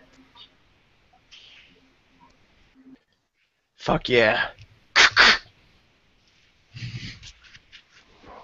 And through the crisp night air, from the short distance away that the service car is, Four Eyes, as you start sort of walking towards that open door, you hear the some becoming familiar sound of Salt's shotgun being racked. Right. I'll stop and look back, pulling something else out of my pack. I start to screw a silencer onto the tip of my pistol. I'm just going to kind of look back to see what's going on back there with them, since I heard the the shell being racked, I assume there must be trouble. So I'll kind of crouch down in my current position and stop making any more progress at the moment until I know what's going on. You would also see, Four Eyes, that I've screwed back in the lens on my flashlight attached to the shotgun, so it's kind of like throwing an errant light around in the treetops as I'm trying to get my fat ass out of the car. That's good. That'll lure any attention away from me, hopefully. If there's anything out there. And I'm starting looking around now. I'm getting kind of paranoid. Like, what the hell's going on? I'll start looking around, trying to see if I can find anything else, if I can see what the hell's got them all nervous. All right, and as you start looking around, you don't really see anything, but you hear sort of off in the tree line some rustling, very low and sort of very slow moving, if you will, in the direction of the moving in the direction of the maintenance car, and you hear. The best way you could describe it is if you were listening to a highly digitized version of something breathing. Wow, so the hairs will be standing up on the back of my neck. And I'll be shivering a little bit and shaking and just kind of looking in that direction, trying to get a glimpse of whatever's moving. Thankfully, if I can kind of, if it's moving towards the maintenance car, it's not moving towards me. But I'm just like kind of staring wide-eyed with this silenced pistol in my hand, trying to get a glimpse of what it is. And you see only for but a second, in sort of the light of the train car, the service car, just the vaguest silhouette of a hunched over, almost gorilla-like looking form would be the best way that you could, that sort of your brain would describe it, if you will, but too small to actually be a gorilla. When I look back over, what do I see with Salt and Deadeye? Do they seem to see it, or? They actually seem to be focused on the tree line on the other side of the train car at the moment. So I think about shouting out a warning to them, and then I think better of it because I don't want to attract attention to myself, and I'll just sit there in silence and watch to see what happens.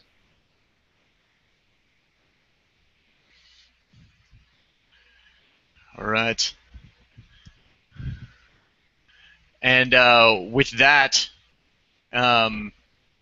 suddenly, like basically directly to the side of where the maintenance car is, you hear a rustle in the tree line, both Salt and Deadeye. The opposite side of where you're currently focusing your sight. Fuck! You go left, I go right! And I'll roll and go right. Alright. I'll instinctively almost just try to quickly clamber, back up the short ladder and get on top of the cart to get a proper vantage point and whirl in the direction of the sound that I've heard, making sure to, mentally and kind of visually through peripherals keep kind of like an eye on Salt so that I know where he's at as well.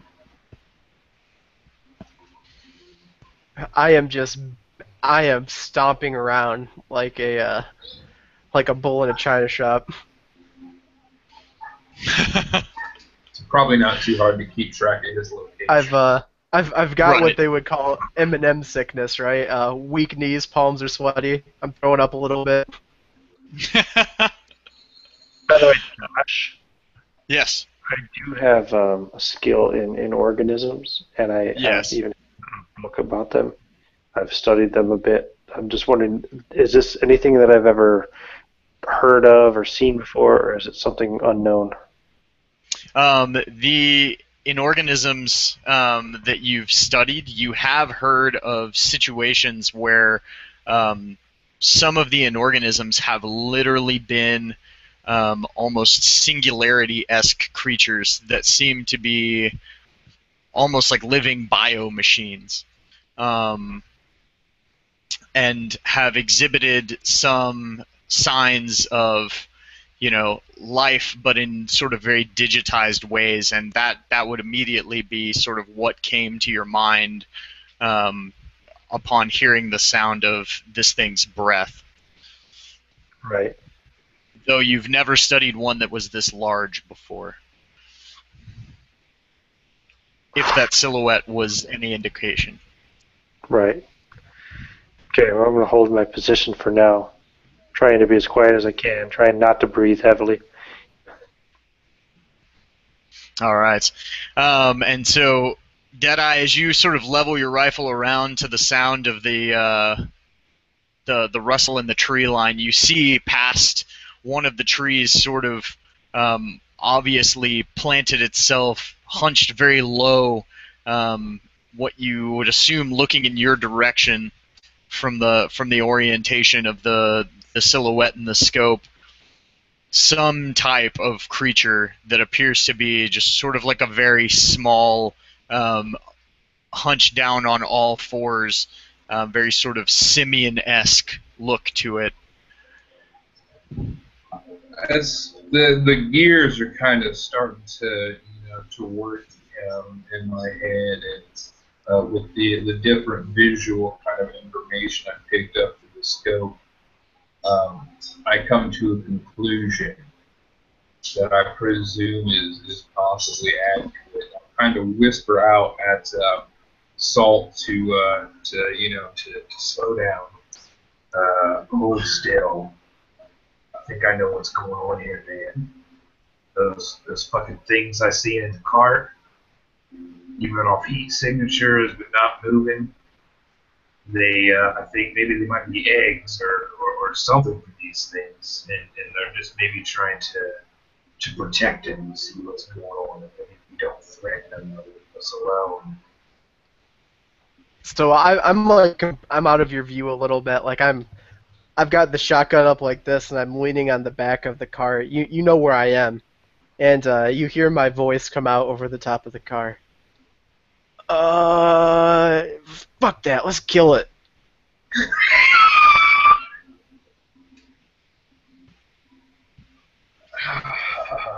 I don't know, man. Really? You want to leave it alone?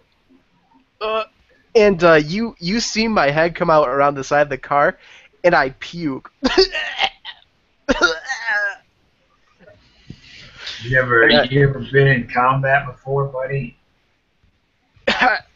Yeah, I've been in combat, but I haven't battled one of these. Look, man, I figure if it wanted to attack us, it could have by now. You know what I'm saying?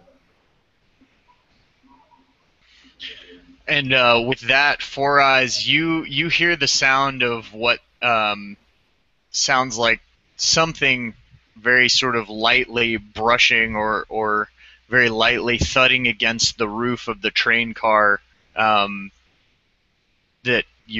the vault door is sort of facing, and you see peer down like over the top of this train car, this hunched over figure silhouetted in the light. You can see sort of very fine dark blue veins that just sort of seem to permeate its entire figure, and as it sniffs for a moment, you hear it exhale again with that sort of digitized sound, and a strange appendage, almost like a tentacle, sort of comes out of its mouth, and you hear it begin making some sort of strange sound, and this thing looks almost as if it's like biting at the air, and is slowly biting down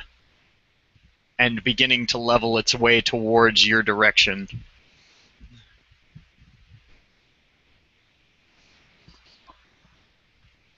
Oh, I'm muted. Sorry. I can't help myself. I kind of lower the pistol. I pull out the digital camera and I start recording. All right. And moving in my direction, I will eventually try to start moving away, but keeping the camera All right. times. Gotcha. And as you sort of like bring yourself up slowly, you can see this thing sort of levels with you, and it opens its mouth wide as it just sort of almost as if it's like keeping it at level with your face, this strange mouth-like appendage that's coming out of this thing. Comforting, Josh. Huh? So that's not very comforting. No.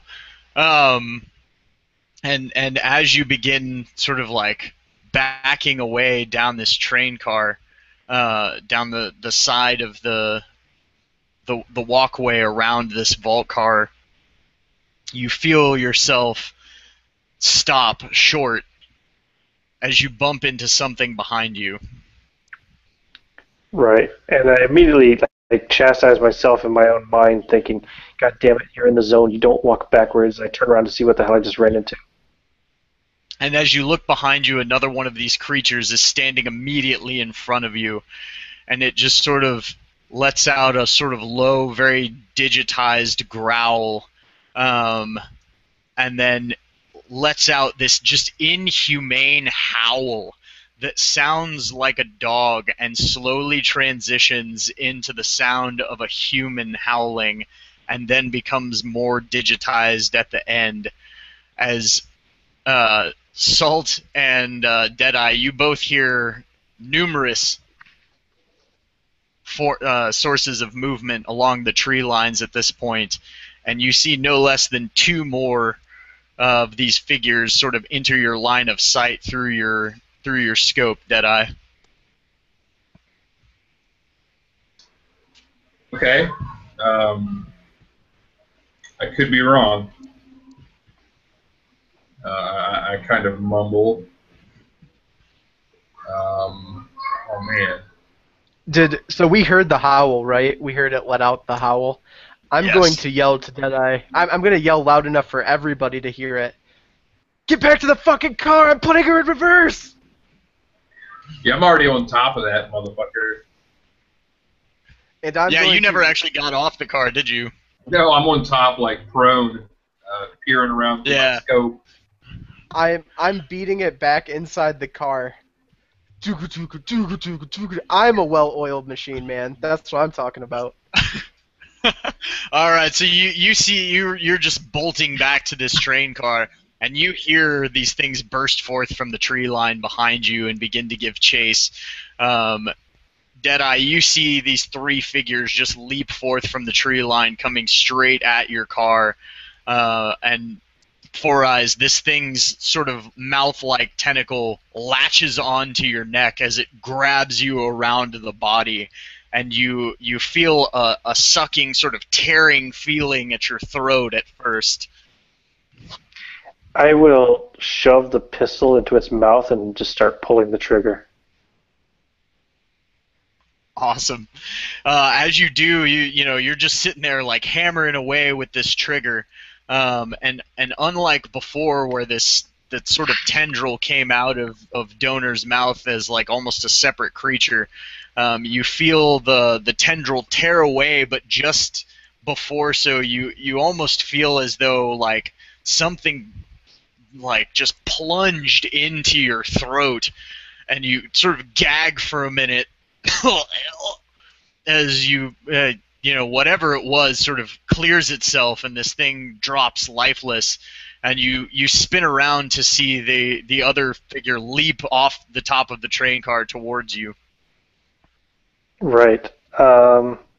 Did I use the whole clip, or? We'll say half. Okay. Then I just turn and start shooting at it then. So I'm dropping to the ground, and I'm just gonna kind of like let myself kind of land on my back almost, and just leaning up and pointing at this thing as it's charging towards me and firing. Thinking, All oh right. shit, oh shit.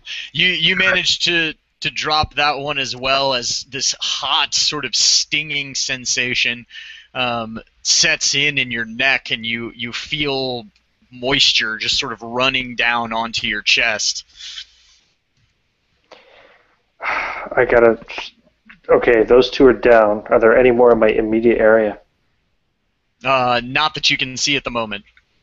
Fuck. Throw it on my backpack and start digging out the medical kit and see if I can stop this bleeding. I assume I'm bleeding.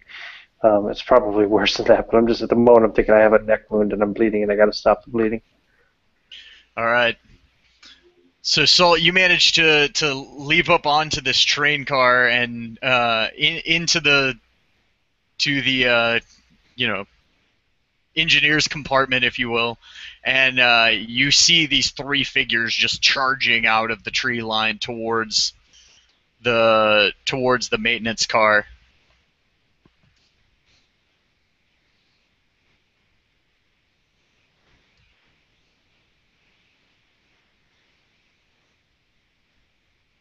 Oh, uh-oh. Did we lose Andrew? Yep. Oh. Wah, wah. All right. So the same thing on your side. You see these three charging at you, Deadeye. So, as I'm looking through the scope, but I see these things burst out of the tree line and they're running at me, and I hear, Salt hollering out some orders, and suddenly just the sound of gunshots, echoing through the area.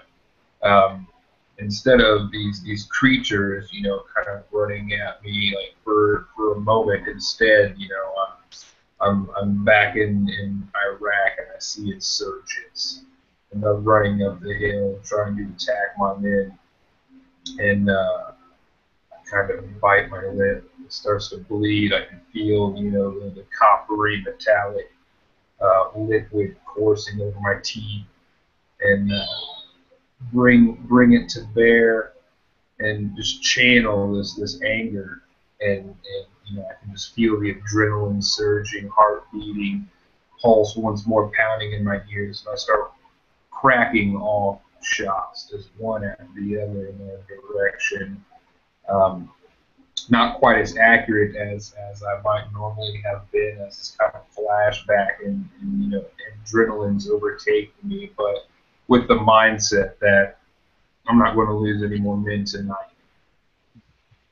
All right. You see one. You hit one and it drops. You see it. Its silhouette attempting to sort of pick itself up. You hit another and it stumbles backwards. You hit the next. Finally, a clean, dead-on headshot as you see it just fall completely motionless in the grass. And Salt, are you back with us? Maybe. I don't know. Oh. All right. So we'll jump back to okay. Awesome. So, Salt, you hear several successive rifle shots ring out from the other side of the train car as you climb yourself up and into the engineer's compartment, and you see through the silhouetted light of this this maintenance car's lights, you see these three forms just charging towards the maintenance car from your side. Okay, so they're coming from my side, like the side I just got into? Right, yeah. Alright, so being incredibly athletic despite my obesity, I tear off my bag that I've been wearing on my back. It's actually like a framed military rucksack, and I chuck it out the side immediately at them, trying to clobber the one in the front and like trip them up.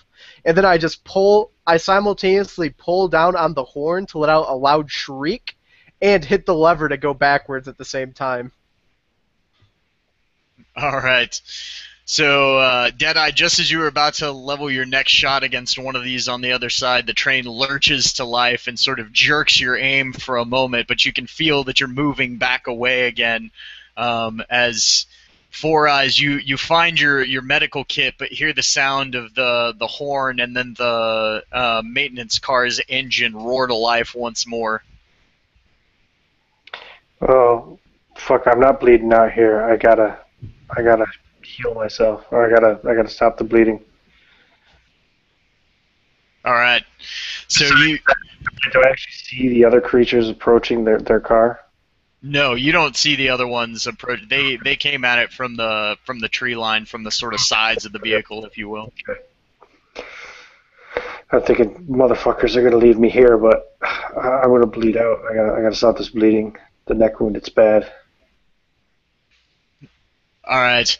As you go through and you start bandaging your wound, you definitely feel liquid sort of gushing from the wound, and you feel the familiar sting of pain as you splash it with alcohol before bandaging it.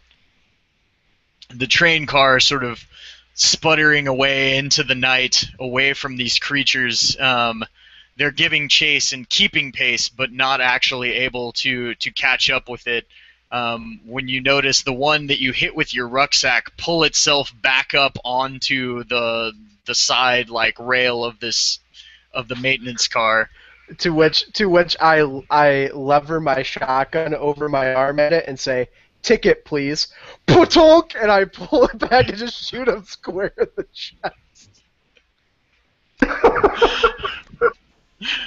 Your force, the force of the blast, you would guess possibly not enough to take it down, but it certainly manages to pry the creature free of the train car as you continue on in reverse.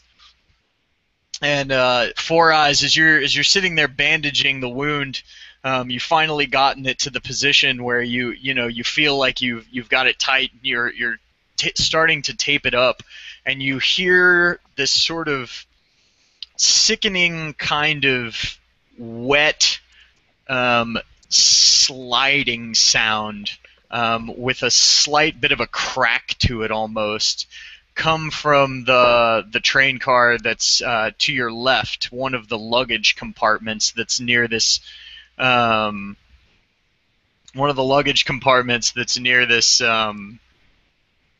this vault car, and you just hear this insane sounding sort of very shrill, sharp, digitized howl come from within the train car, as you hear motion coming from the passenger cars to your right, but don't actually see any targets yet. Son of a fucking bitch. Alright, I will try to start running in the direction of the maintenance car. I don't know that I probably can't catch it, but I'll be running towards it with my flashlight out, waving it, trying to get their attention. Yeah. All right. My plan as the driver, by the way, is when I get 200 feet between me and the closest pursuer, I'm gonna slam to full stop and rev up the engine and take it back ramming speed back towards the train crash site. Awesome. All right. So you're backing up as fast as you possibly can, with these things still in hot pursuit, and you hear Deadeye in the distance, that very sharp, shrill, digitized sounding howl. You hear it to a lesser degree, Salt, from inside the compartment, as you see these creatures sort of stop dead in their tracks, and begin to circle around back, as in the maintenance car's lights you also see Four Eyes begin booking it down the side of this train. I fucking I come to a full stop. There's 1 second where there's absolute silence as the steam floats out into the night. And I lean out of the car and I whisper up to Deadeye, "Prepare for ramming." And I cut the lights. Boom! and everything goes black. And then I fire it up in full gear, going back forward. At that, I scurry down quickly from the top and get myself inside the compartment with Salt and look for something to find purchase on. And I hold on tight. My asshole is fuckered right now. All right, and as the car brings up to ramming speed, Four Eyes, you hear burrowing forth through the night, the sound of this the maintenance car, the lights having been cut, and just before they were, you saw the creatures turn and begin making their way down the tracks back towards the train car, towards the sound that whatever it was that was inside of those luggage cars made. As you do. Four Eyes realizes, fuck, my camera. I stop and I turn and I run back to where I was, where I ran into the creature, where I backed into it, because I know I dropped my camera when I did, so I got to pick it back up. Awesome. So, I mean, you run back and you see it sitting there just on that sort of catwalk as you hear the maintenance car, you hear this sort of sickening thud and the pained groans of whatever one of these things are as you hear the noise of several of these things sort of leaping their way up onto the tops of the luggage cars and down into the cars themselves through the rooftop accesses. You hear the sounds of several more sort of slippery, crackling sounds and more of these shrill, sort of screeches coming from inside of the luggage compartment directly to your right. And when exactly does the train stop? Or when does the maintenance car stop? That would be my question. What structure is immediately on the track blocking me? It's one of the luggage cars. How big is the luggage car? I mean, standard train car. And it's it's at least twice the size of what you're in. However, it's significantly less dense. Okay.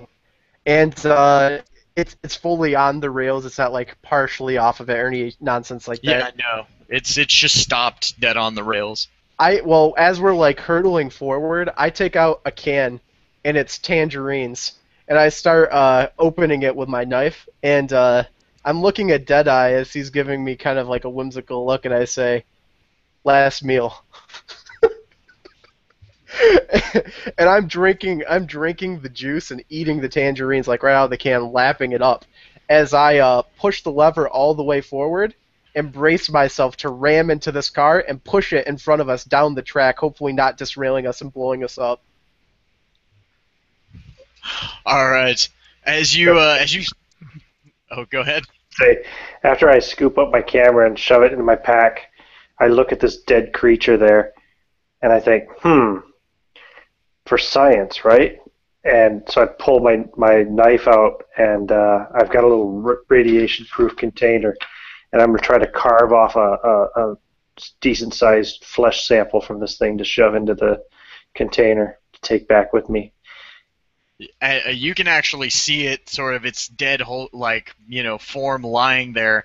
If you wanted, you could actually harvest the whatever that strange tendril-like appendages that came out of its mouth and leached onto your neck. Yep, that's it. That's what I'll go for. The tentacle-like thing. All right. So it's definitely hard to cut, and the best way you could describe it is it's providing resistance more like you're cutting through fiber optics than it is as if you were cutting through flesh. But you managed to slice it off and snag the piece of it, and just as you do, you just hear the loudest crash that you can possibly imagine as metal rams into metal, and you hear pieces of it just rending and tearing as the maintenance car slams into the luggage compartment of this train, and the two luggage compartments kind of buckle under the weight of this safe car that's sort of in between the two, and are pushed sideways off of the tracks, derailing the maintenance car off to the left. It quickly rolls off of the tracks and sort of comes careening into the tree line, tearing away and taking pieces of the luggage compartment with it, and just slamming you into the tree as everything goes black. Okay, I want to use a Hand of Fate Survivor, and as it's rolling, I want to jump up and grab onto this netted area that looks like it was a cargo bay, and just try to fucking Spider-Man it and clench my fingers in it to try to hold myself from bouncing around like an egg. All right.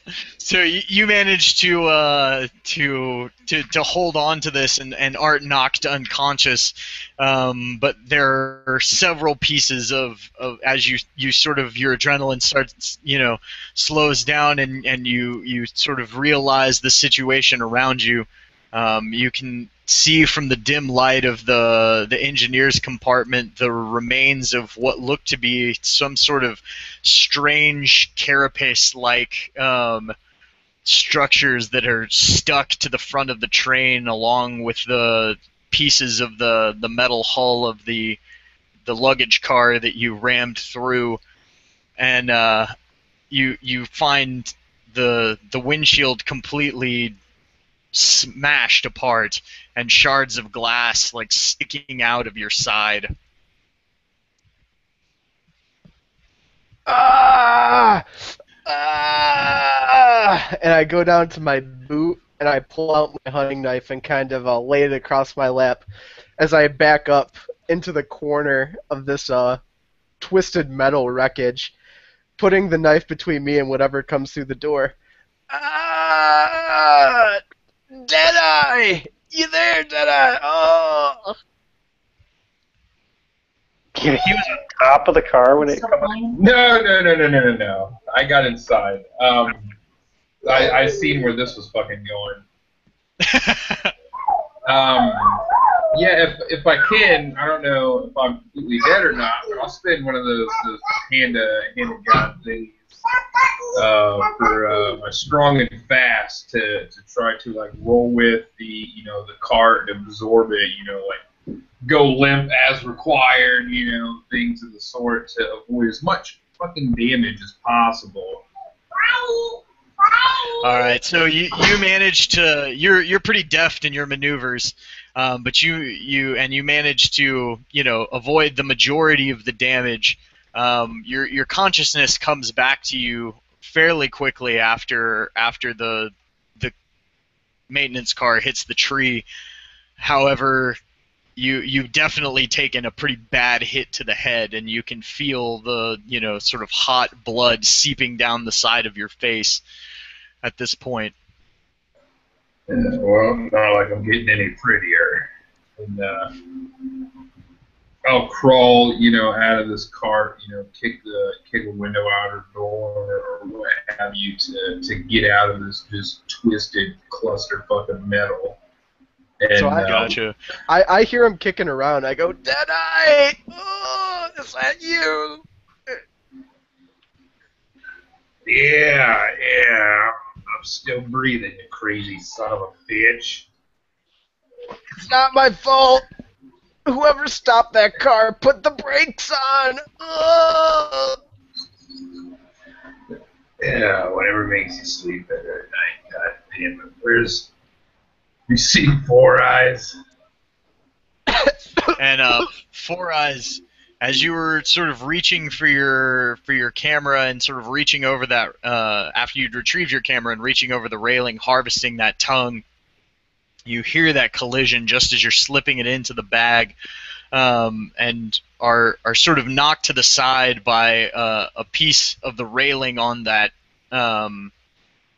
the vault car, but it seems as though the relative dead weight of the heavy vault car actually seemed to be the only thing that saved you as you were knocked off of your feet and to the side, but not actually severely injured in any way or in any way further by the impact. So I'm looking around now to see what's going on with any more of these life form things. That I think that car that they smashed into was full of them or something. I'm not sure, but I know there was some of them crawling around and climbing into the trains, and I'm just kind of on alert now for that to see where they are. And in fact, while I'm looking around for that, I will put my spare clip into my pistol. All right. You definitely hear what sound like strange digitized pained groans and howls that regress from canine to human to digitized in sound coming from inside of the car, as well as some movement. But both cars appear to be very badly damaged. Half of one of the cars was literally shoved like inside of the second by the collision, and both are sort of, one is completely over on its side with the other sort of teetering half on and off the track. And the vault car is relatively unscathed, I presume. The vault car, while having been knocked off of the tracks and offset, it, other than sitting sort of caddy corner being ripped to the side by the impact, the actual car itself beyond the outer walkway on the back end seems to be in fairly good shape. Son of a bitch. I'll follow the grunts and groans of Salt to his location, trying to figure out exactly where he's at. I assume it won't be too terribly hard to track these pained moans. Yeah, it sounds like I'm grunting when I breathe. Yeah, and the car is relatively small, so even without light, you're able to sort of feel your way to his form fairly easily. So once I get there, I'll kind of take a quick look around and see if what, if anything, I can see, and then ask him what the fuck's going on in here, man. How'd you end up over here? Did you get thrown from the car with all the impact? Yeah, fucking dead. I hit that car. I thought we were gonna push it, man. I'm holding like the two large shards of glass sticking out of my side. Oh, stuck me good. I'll kind of drop to a knee to squinting and try and check this out and see this wound in these shards of glass, and I'll look back up at Saul, say, yeah, you all this bitching and then whining about being fat, but I think that blubber just saved your life, buddy. Don't make me laugh. It hurts.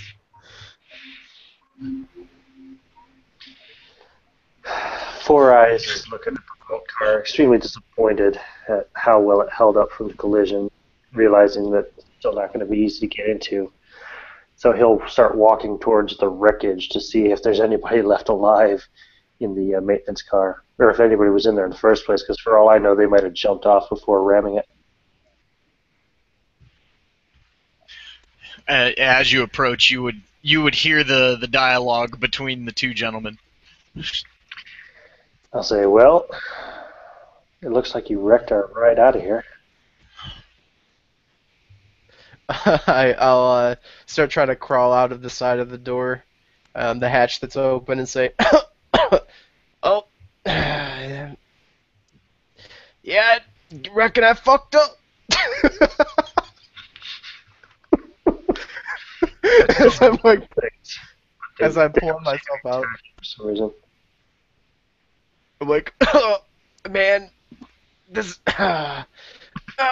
the second time I've failed. Well, you're still alive. We still got a vault car here full of gold bullion. Deadeye, you any good at improvised explosives? It wasn't exactly my forte, but sometimes you gotta do what you gotta do in those foxholes. I might be able to whip something up. What do you have in mind? Well, the vault car is still, although now derailed, it's still in pretty good shape. Blast that thing open, I think, if we're going to get anything out of it. It's locked. Shut.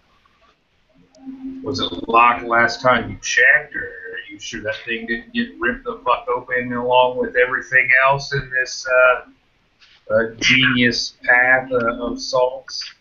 I inspected it already. Like I said, it was knocked off the rails, but it's still in pretty good shape, unfortunately. Okay. There's one of those things, too. I can hear them. Okay. Well, Cowed at the moment. we'll have to move quick and see what we got to work with. Maybe any of these things still got fuel in them. Well, I've got about 15 bullets, and that's about all I can contribute, plus my medical supplies. Oh, we gotta find the front of this fucker. Something pulled these cars here. Maybe it's still intact somewhere.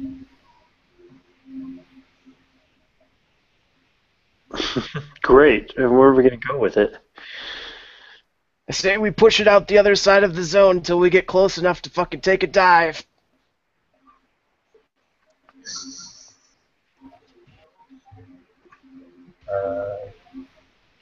Are you suggesting we try to tow this, or what's going on? I think I might be lost in translation here. Man, I want to get inside that safe as much as you, but first, I want to find a fucking other car out of here. We can walk out of here if we have to. Can we carry the bars, though? That seems heavy. Oh, we can carry enough to make us rich as kings. Can carry as much as we can carry. Oh. Can't argue with that. Let's go break a safe. And I start walking, using my shotgun as a limping stick. I'm going to do a quick double check as he's using this firearm as, like, a crutch, and to make sure the safety's on. It's a pump shotgun, so no worries. Okay. Whatever, man. So once we get to the cart, want to do a thorough inspection and see what kind of damage has been done to it, and if perhaps there's some loose hinges, maybe underneath the train or the train cart, maybe there's some type of ventilation or some other form of egress to, if I don't have to try to make it explosive. Or just a point of weakness that would be a good spot for one if I have to. Gotcha. So when you get up to inspect the train car, you definitely see that the derailment has partially sort of taken this huge vault door out of its hinges. Possibly with enough leverage, you might be able to take it off of its hinges and get in that way. The other thing that you find is there is, while well locked down, a maintenance access on the underside of the car that looks like it would be significantly easier to blow your way into if that were the attempt that you were going to make. Right. Well, after doing this, I'll relay that information to the two and tell them that I think I think the easiest way to get is going to be through that maintenance shaft there. I'm not sure if anything homemade that I could whip up is going to be enough to scratch that fucking door. Well, I've got a hatchet and some climbing irons. I might be able to pry the rest of those hinges off using those. No problem, guys. I got this. And I'm going to use my Hand of God technical for machinery.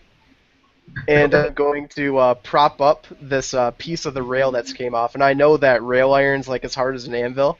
So I'm going to use it as a base underneath of the door, basically, of the door that's like coming apart at the hinges. I'm going to go over and grab this large piece of pole that's sticking out of one of the cars and put it under it and start placing my weight using it as a lever. And I'm going to call over to Deadeye. Come help me, man. I don't have the strength to do this. We'll push down. He pries up. I want to like shoot a glance at Four Eyes real quick.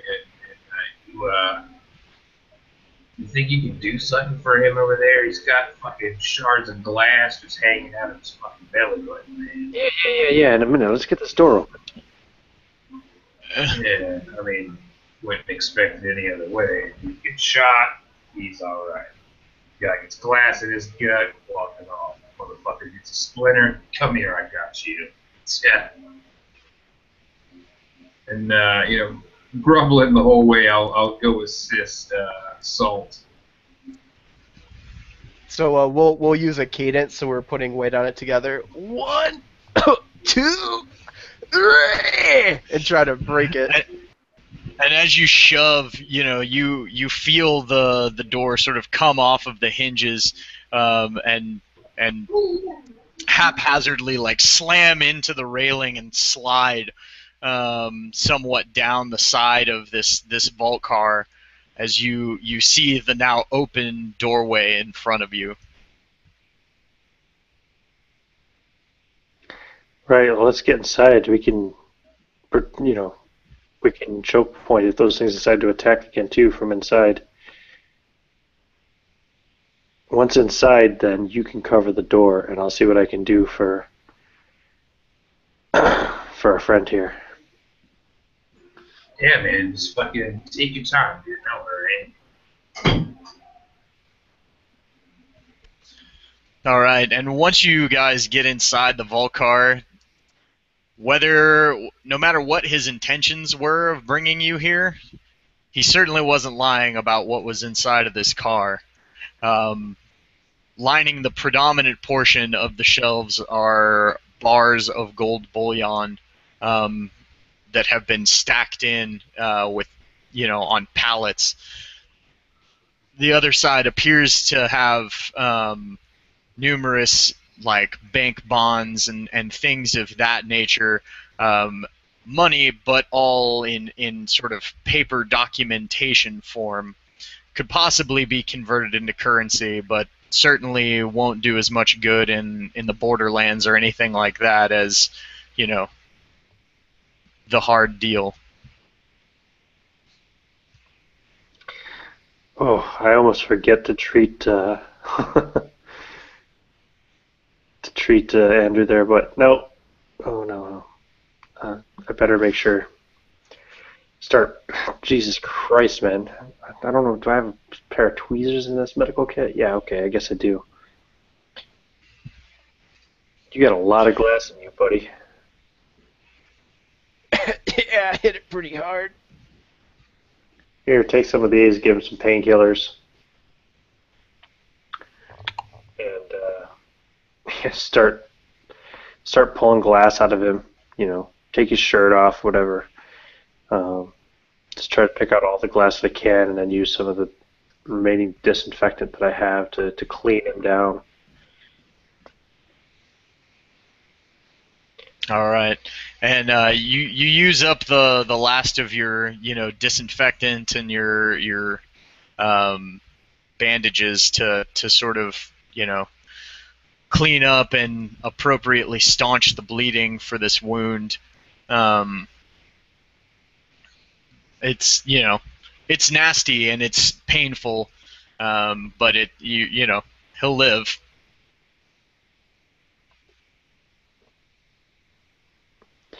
Okay. God, we're all fucked up now. Once I'm like serviceable to actually move around, I'm gonna limp over to the paper currencies like the bonds and the deeds and all that stuff.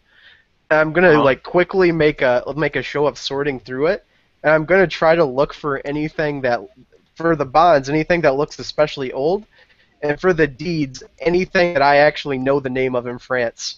Like I'm only gonna go for like big stuff that I recognize. I'm gonna start pawing through it, just looking for name recognition.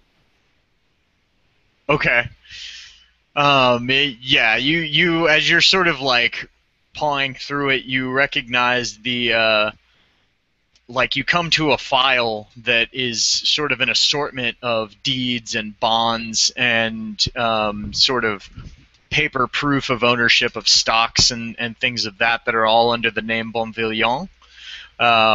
You remember him as one of the predominant admirals when you were part of the French Navy. Came from a very aristocratic and well-off family. So plopping that up on top of like the stacks of stuff, I'll leave a bloody handprint on the folder and pat it a couple times and say, "This right here's the good stuff.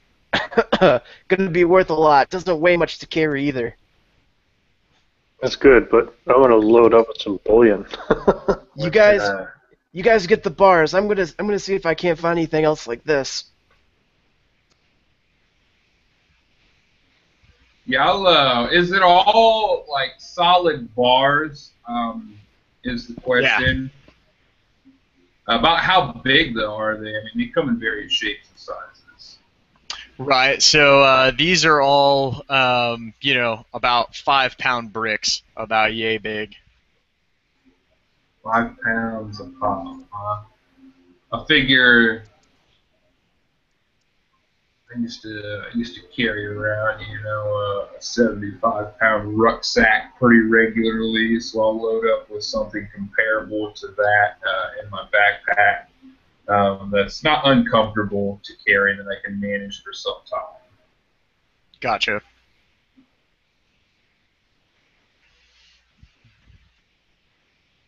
All right. And what about Four Eyes? Yeah, just start loading up my duffel bag and my backpack as best I can. I mean, I'm in pretty good physical shape, and I've used up most of my medical supplies on this trip, so I've got some extra room in the bags. Um, yeah, used up all my ammo too, except for the clip that's in the gun. So That's about 15 bars, by the way. What is the estimated value of each one of these? Would you think, or what would I think, maybe? well, I mean, I guess a gold bullion bar weighs what? I think a pound, right? I think it's yeah, I think they're a pound or 2 pounds or something like that. 400 ounces. 400 ounces. Sorry.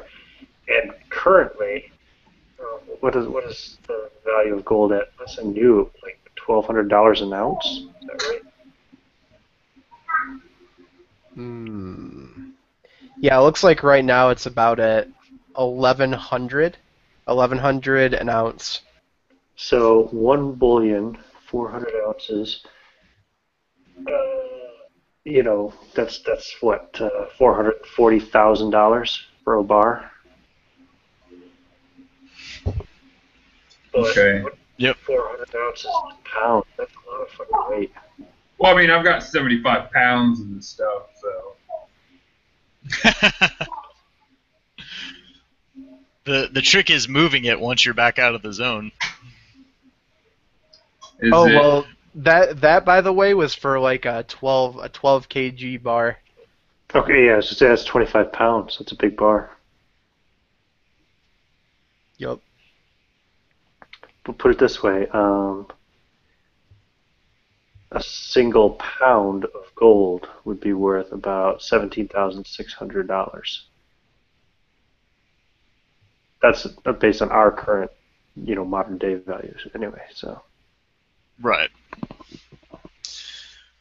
All right. So you guys load up, and I'm assuming start to head out.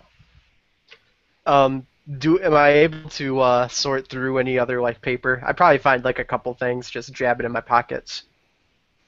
Yeah, I mean, you find a couple other documents where you recognize possibly like the company name or something along those lines. It represents something that you at least believe is a good investment of your time to grab. You don't find any other like big scores though. Is there Um, is there like any signage or anything for the rail company? Because I'm thinking I wanna like gank an insignia or something so I can show the other stalkers to like prove my street cred.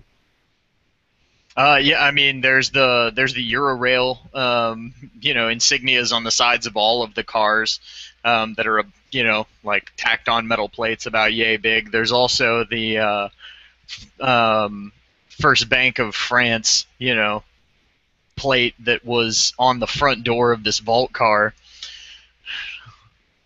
I'll take one of the plates tacked on the side for the rail company. I'm just gonna take my hunting knife and try to pry it off when we go out. All right. As you guys are all exiting the car, you still hear more motion coming from the two luggage cars to the rear, though you don't hear anything outside of the cars themselves.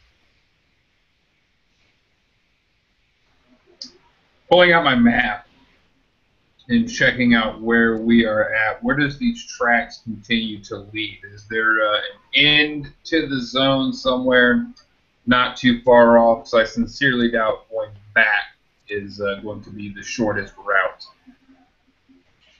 If you're just trying to get directly out of the zone, yes, but the problem would be that they would have the Institute would have the railroad immediately covered, like at the actual point where the railroad leaves the zone. Is there a So the main issue with going ahead that way is it's a portion of the Institute's, sort of defenses around the zone that none of you would have any experience with. on the map? Is there any type of like drainage, like a ditch or sewer way or something that would be able to pass? Looks like it might pass underneath of this that we could go unnoticed. Not this far out. However, if you were able to make your way back into at least the more urban part of the city, you would have access to more of that type stuff. See, I look back at them and tell them, we keep going down the rail, which is the quickest way out of here. We're going to run straight into, the Institute. I don't think they'll take too kindly to this. Quite frankly, they might think we're tipping them for their good service. You know what I mean? I think we should go back. We should double back the way we came. We have to be able to exploit that warehouse again. We still know the patrols for Old Percy. I'd risk that before trying to go through the Institute. Yeah, but the fucking things are still out there, though. You know what I mean? We'll just cut. Take like a non-direct route. Yeah, that's about as good of idea as any. Kind of what I was thinking as well. What about you, Four Eyes? Care to weigh in on this? Yeah, as you guys look at the map, there are definitely neighborhoods, sort of both to the east and west of your current location that would, provide significantly more cover, possibly more obstacles as well, but at least would give you some blocks to line of sight directly from whatever these things are in the car behind you. Yeah, it sounds like a good idea. Which side is the exit closer, on the east or west? Both are about. I mean, the neighborhoods start sort of about 100 yards past the actual tree line. The tree lines, and forested areas have been kept there mostly for, beautification purposes and things like that. So pretty shortly after getting through the woods, you make it back into neighborhoods of the suburban area. What are the neighborhoods' names? Oh, way to throw the GM on the spot. Is there one that like sounds fancier than the others? Like I know we're in like suburbia, I guess. I mean, from the names that are there, man, names in French. I don't know. There's one called the Domain, whatever that is in French, and Well, my thought process is the slummier sounding of the three names probably has the smallest yards, which means more cover. Gotcha. Okay. So yeah, we'll go with that. So yeah, there's one just called the Woods is basically the name of the neighborhood that is definitely the most low end. This is the place, guys. It's a shithole. Look at the name. Sounds good. All right. And you guys make it into the neighborhood without too terribly much effort. Find a place to hold up for the night, and I think that is where we will end it. Say you guys are able to make it back out of the zone, and if you would like to narrate your exits, I will let everybody do that. So Andrew, we'll start with you. Okay, so I make it back into civilized society. One of the deeds that I picked up was for this large chateau, which I now live in. I've gotten back into shape. I've lost all of my weight. I've became an honorary member of the Guard after making a sizable donation to the Institute. So now from time to time I go down there and get to hate on the other stalkers. It's a dream come true. And as the camera pans out, you see me and Percy walking with... Uh-oh. Oh yeah. We lost him. Oh, sad. his arm around... There you go. Sorry, what's up? Oh, you froze for a second on our end. Oh, what was the last thing you heard? Last thing we heard was you and Percy.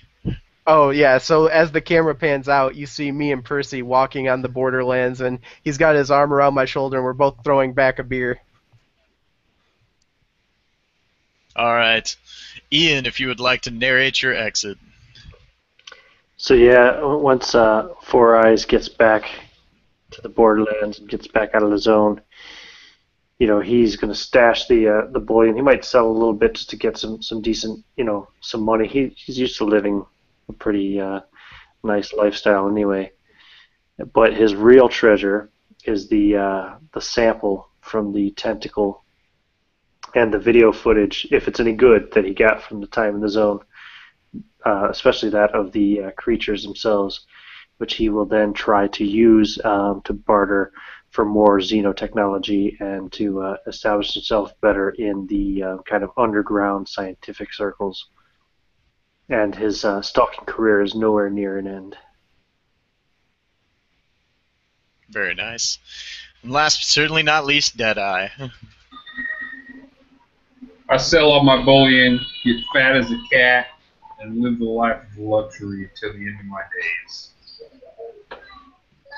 Very nice. Thank you, gentlemen. I've had a ton of fun playing with you guys. I hope you all enjoyed. Thank you for anyone who checks out this video. Look at the links below, and you will find links to all of these gentlemen's channels in the video description. Check them out. Ian's the one who got me into Stalker. Andrew's got some really great videos and has recently run some awesome Numenera games. And he's got a really cool Fantasy Age campaign that he's going to be running, I'm assuming, live on his channel. And so you should check all these gentlemen out on YouTube. Thank you for watching, and we'll see you next time.